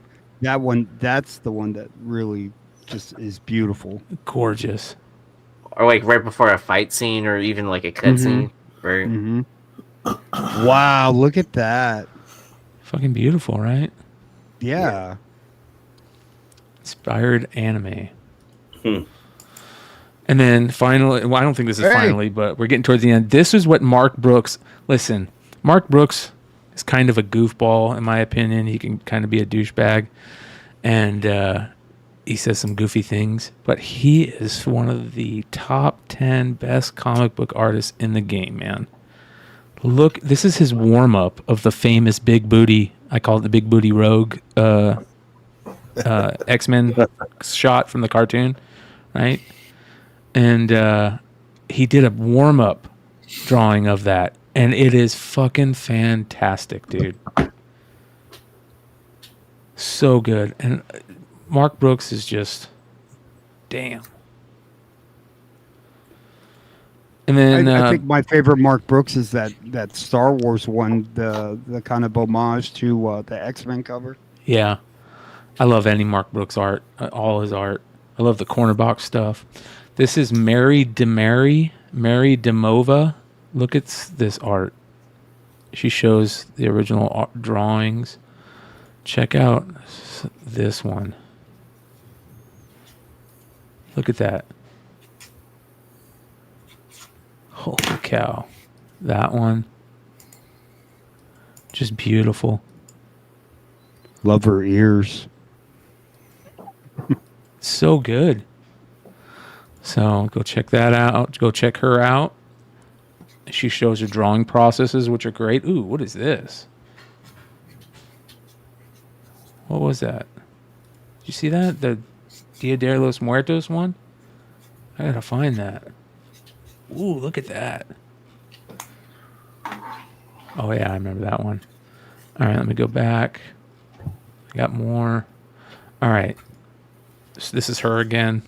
Just awesome. Shows her little sketchbook idea books. This is pretty cool. This is a studio that...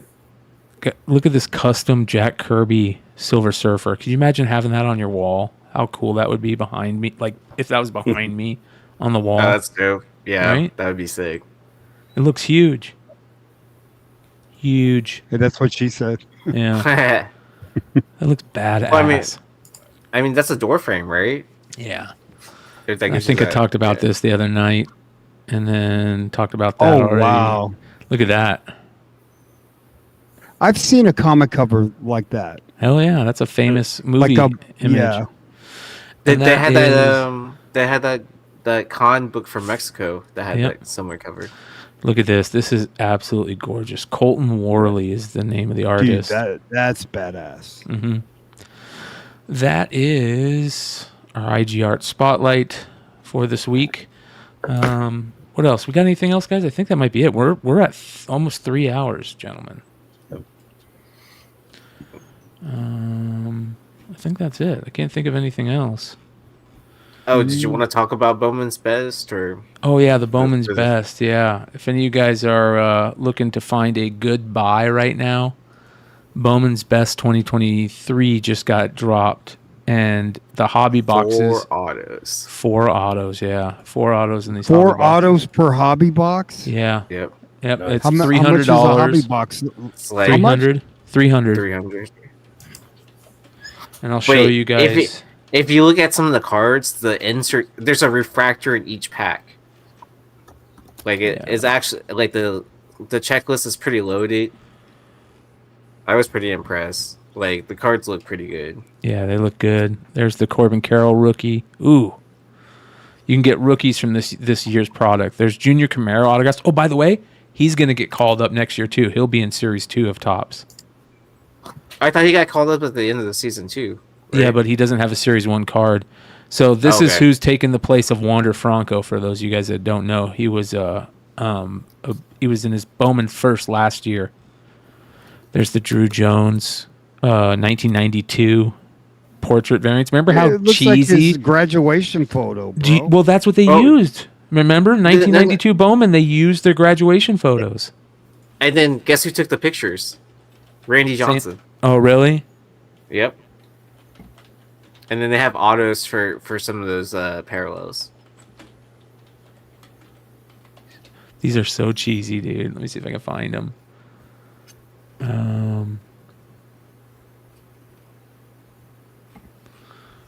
So let's look at images.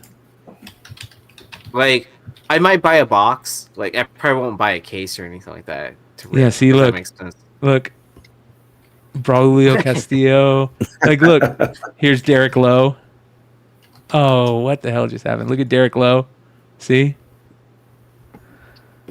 Look, here's Sean Estes. Oh, I remember Sean Estes. These are 100% like, you know what I mean? Mike Hampton. It's almost like, you remember that NFL trading set where it was just them in their like regular street clothes? Yeah, Pro Line portraits. Yeah, Pro Line. Yeah. Look, see, they're 100% high school. Look at that. That's a high school freaking photo right there. Hey, what's up, Mike? Look at this. Oh man, you know, Commodore of the Night has got to be up and down. That's ironic because once you take a graduation photo, Wander Franco's not interested in you anymore. Look, even the Mariano Rivera rookie is like, look at the Chipper Jones, dude. Bro, that shirt's got to go, bro. Oh my god, dude, that's 1992 high school, baby. Whoever sold him that shirt, bro. This is before he had money, so that's all he could Dave afford. Dornerweird. Oh man, that's Brian's new favorite player right there. He never played. Darren Burton. Like these are total. So, anyways, that's why they do these graduation photo things. Wow, that looks beautiful. 1 in 192. Less than 1 per case. Look at that. Oh, that's a nice looking die cut. You know, after seeing those tops that she showed, like that's all I'm thinking about.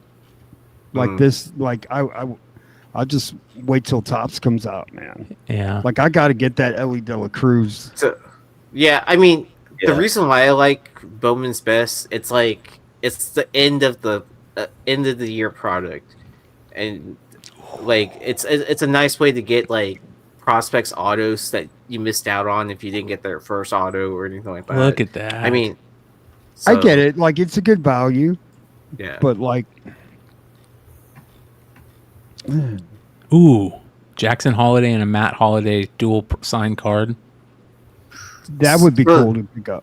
They have a family tree set where it's like Ronald Acuna Jr. and Sr. together on a card. I'd get the Griffies if they have a card, dual auto. I don't think that's on the checklist. Have they ever made a dual auto of the Griffies? I think so. Yeah, Upper Deck did. I think. No, maybe I'm thinking of the Mickey Mantle one. But hey, so Wonder Franco's not going to play no more, right? Is he incarcerated? Well, he's not incarcerated yet. He's turned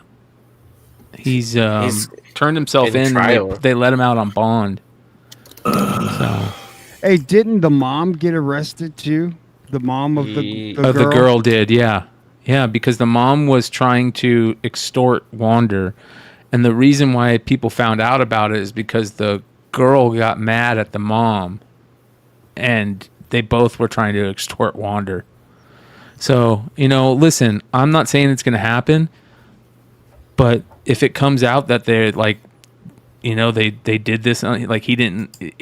The problem is he knew. And he says he knew. That's the whole problem.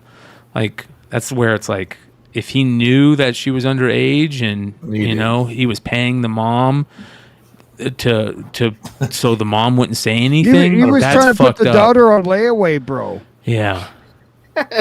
You know what I mean? Yeah. That's it. Yeah, exactly. Do you want to hear the family tree dual autos list? Yeah. It's only four cards. It's Bryan Acuna, Luis Angel Acuna, Jackson Holiday, Matt Holiday, Andrew Jones and Drew Jones, Jace Young and Josh Young. There you go. Andrew Jones and Drew Jones is one. Yeah. So surprised they didn't do father son, but at the same time, I just wasn't into cards anymore for that. So it says, Tampa Bay shortstop headed back to court this month. The judge dropped the sexual exploitation charge against him, ruling the evidence presented to him didn't support it. Prosecutors in the Dominican Republic said he was involved in a plot of child sexual abuse along with the victim's mother. The Rays star is facing sexual and psychological abuse charges, but they dropped the sexual exploitation charge. His co-conspirator, the girl's mother, is charged too and is currently on house arrest. New records show the victim, who was 14 years old at the time, told investigators in one incident Franco took her out of her house without her mother's permission and later bought her mother a new car to fix the emotional damage, end quote. The girl also reported her mother was using her as a sexual commodity even with her mother's own partners, and she was sick of it. It was the 14-year-old child who exposed the alleged abuse on social media. The Rays shortstop had just signed an 11-year extension worth $182 million. Oh. In text message between the girl and Franco on the platform WhatsApp, he told her their secret relationship would cost him everything, but it was worth it. He said, "My girl, if my team realizes this, it could cause problems for me. It's a rule that all teams not talk to minors, and nevertheless, I took a risk and I loved it," he said in a message. Ooh. Yeah, he's Yeah, I told you he did it. Life's a risk, no. The problem is, I wouldn't be surprised if he ends up back in baseball on some crazy fucking thing. I don't know if another team will take him, but that's fucking terrible. I hope someone can make up. Wait, he took her out of the house. If the condom fits, he took her out of the house, and then what? Then he brought her back. He just took her out of the house and then brought her back. He had a relationship with her, dude, multiple times. He took her out of the house, and then he brought a car. Here's your daughter back, and I got your car. Yeah. Yeah, he gave them cars, man. It's crazy. Crazy. All right. That being said, you guys, what else? I think that's it. And we got House of Stein Friday night. For all the people wondering about Bogcast, Bogcast is kind of on hold right now. We're trying to figure out some things, maybe some new ideas and stuff. I'll update everybody on that. Long story short, tomorrow then. Long story short, tomorrow, Thursday night. What else? Make sure you guys go check out the thorough episode from last night to get an update on. If you didn't see the Matt Nelson interview, also go check out the Matt Nelson interview on West Coast Avengers. Yeah, we asked Matt to be on the show, right? And then I did. He said, "No, I can't." And then he goes on that show. I think he made the right choice to go on the show of the guy who's basically accredited with opening this up, right? 9.9 Newsstand is kind of getting the he's getting, our first sleuth. Yeah, he's the guy that went and kind of really opened this up. And I think that was smart for Matt to go. Bro, did you see that CGC award, bro? That trophy? No. That he gave him? The Hobby Hero CGC award. Yeah. Bro, come on, man. Yeah, I know. Bro, like, you would have thought, like, if, like, he saved them a lot of, like, getting this out in the open and like, bro, like, I would have expected something fucking else, dude. Like, yeah. That he bought that on Etsy or whatever, dude. Like $10, bro. Our trophy's coming in next week, so let's make our own Hobby Hero awards, bro. Hey, man, I made my own. Check it out.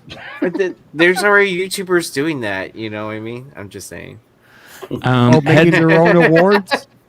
Heads up, you guys. There is 121 watching right now live. And to all the people that are catching this on the rewind, if you've watched it all the way through to this part, and you're not subscribed to the channel, please go and subscribe. We are super close to hitting the 2,000 subscriber mark. Damn. Yeah, which is pretty good. We've only been doing this basically a little over a year now. Maybe not even a year. Is it a little over a year? I can't remember. So that was March. Was it March? Was it March of last year? Might have been March of last year. No idea. Maybe February. Yeah. So, if you guys get a chance, go sub up. And if you're not subbed up to the channel, let's see here. How many subs are we? 1,920 something subs. 21, I think. So you guys can go to the channel to check out all this great content, including our Industry of Comics show, which we are going to be filming an episode with Nick Barucci, owner of Dynamite Comics and Dynamic Forces.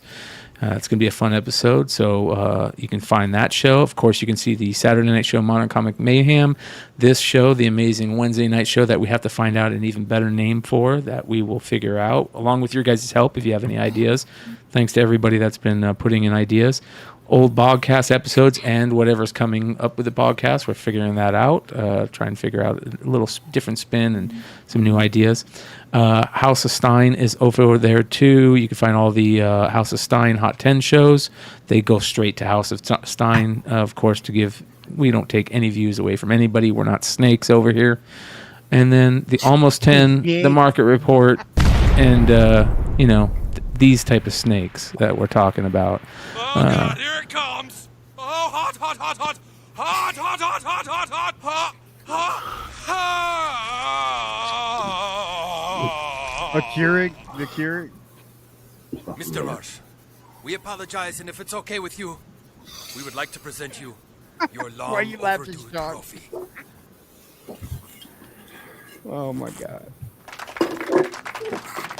Snakes. Slithery snakes. That being said, much love, you guys. I think we're also going to be doing, trying to, I haven't told these guys yet, but trying to figure out a way to maybe involve, selling some, having things for sale on shows or helping out with sales for the shows. I know Legg has a comic selling and pressing business. Hood does pressing stuff. I sell books and cards, and of course, E does the same thing. So, I think we're going to figure out a way to maybe, advertise some of our stuff that we have for sale, maybe on some of our sites, on some of the shows, and give viewers the ability to buy them, and maybe figure out a way to do a live sale every weekend type thing.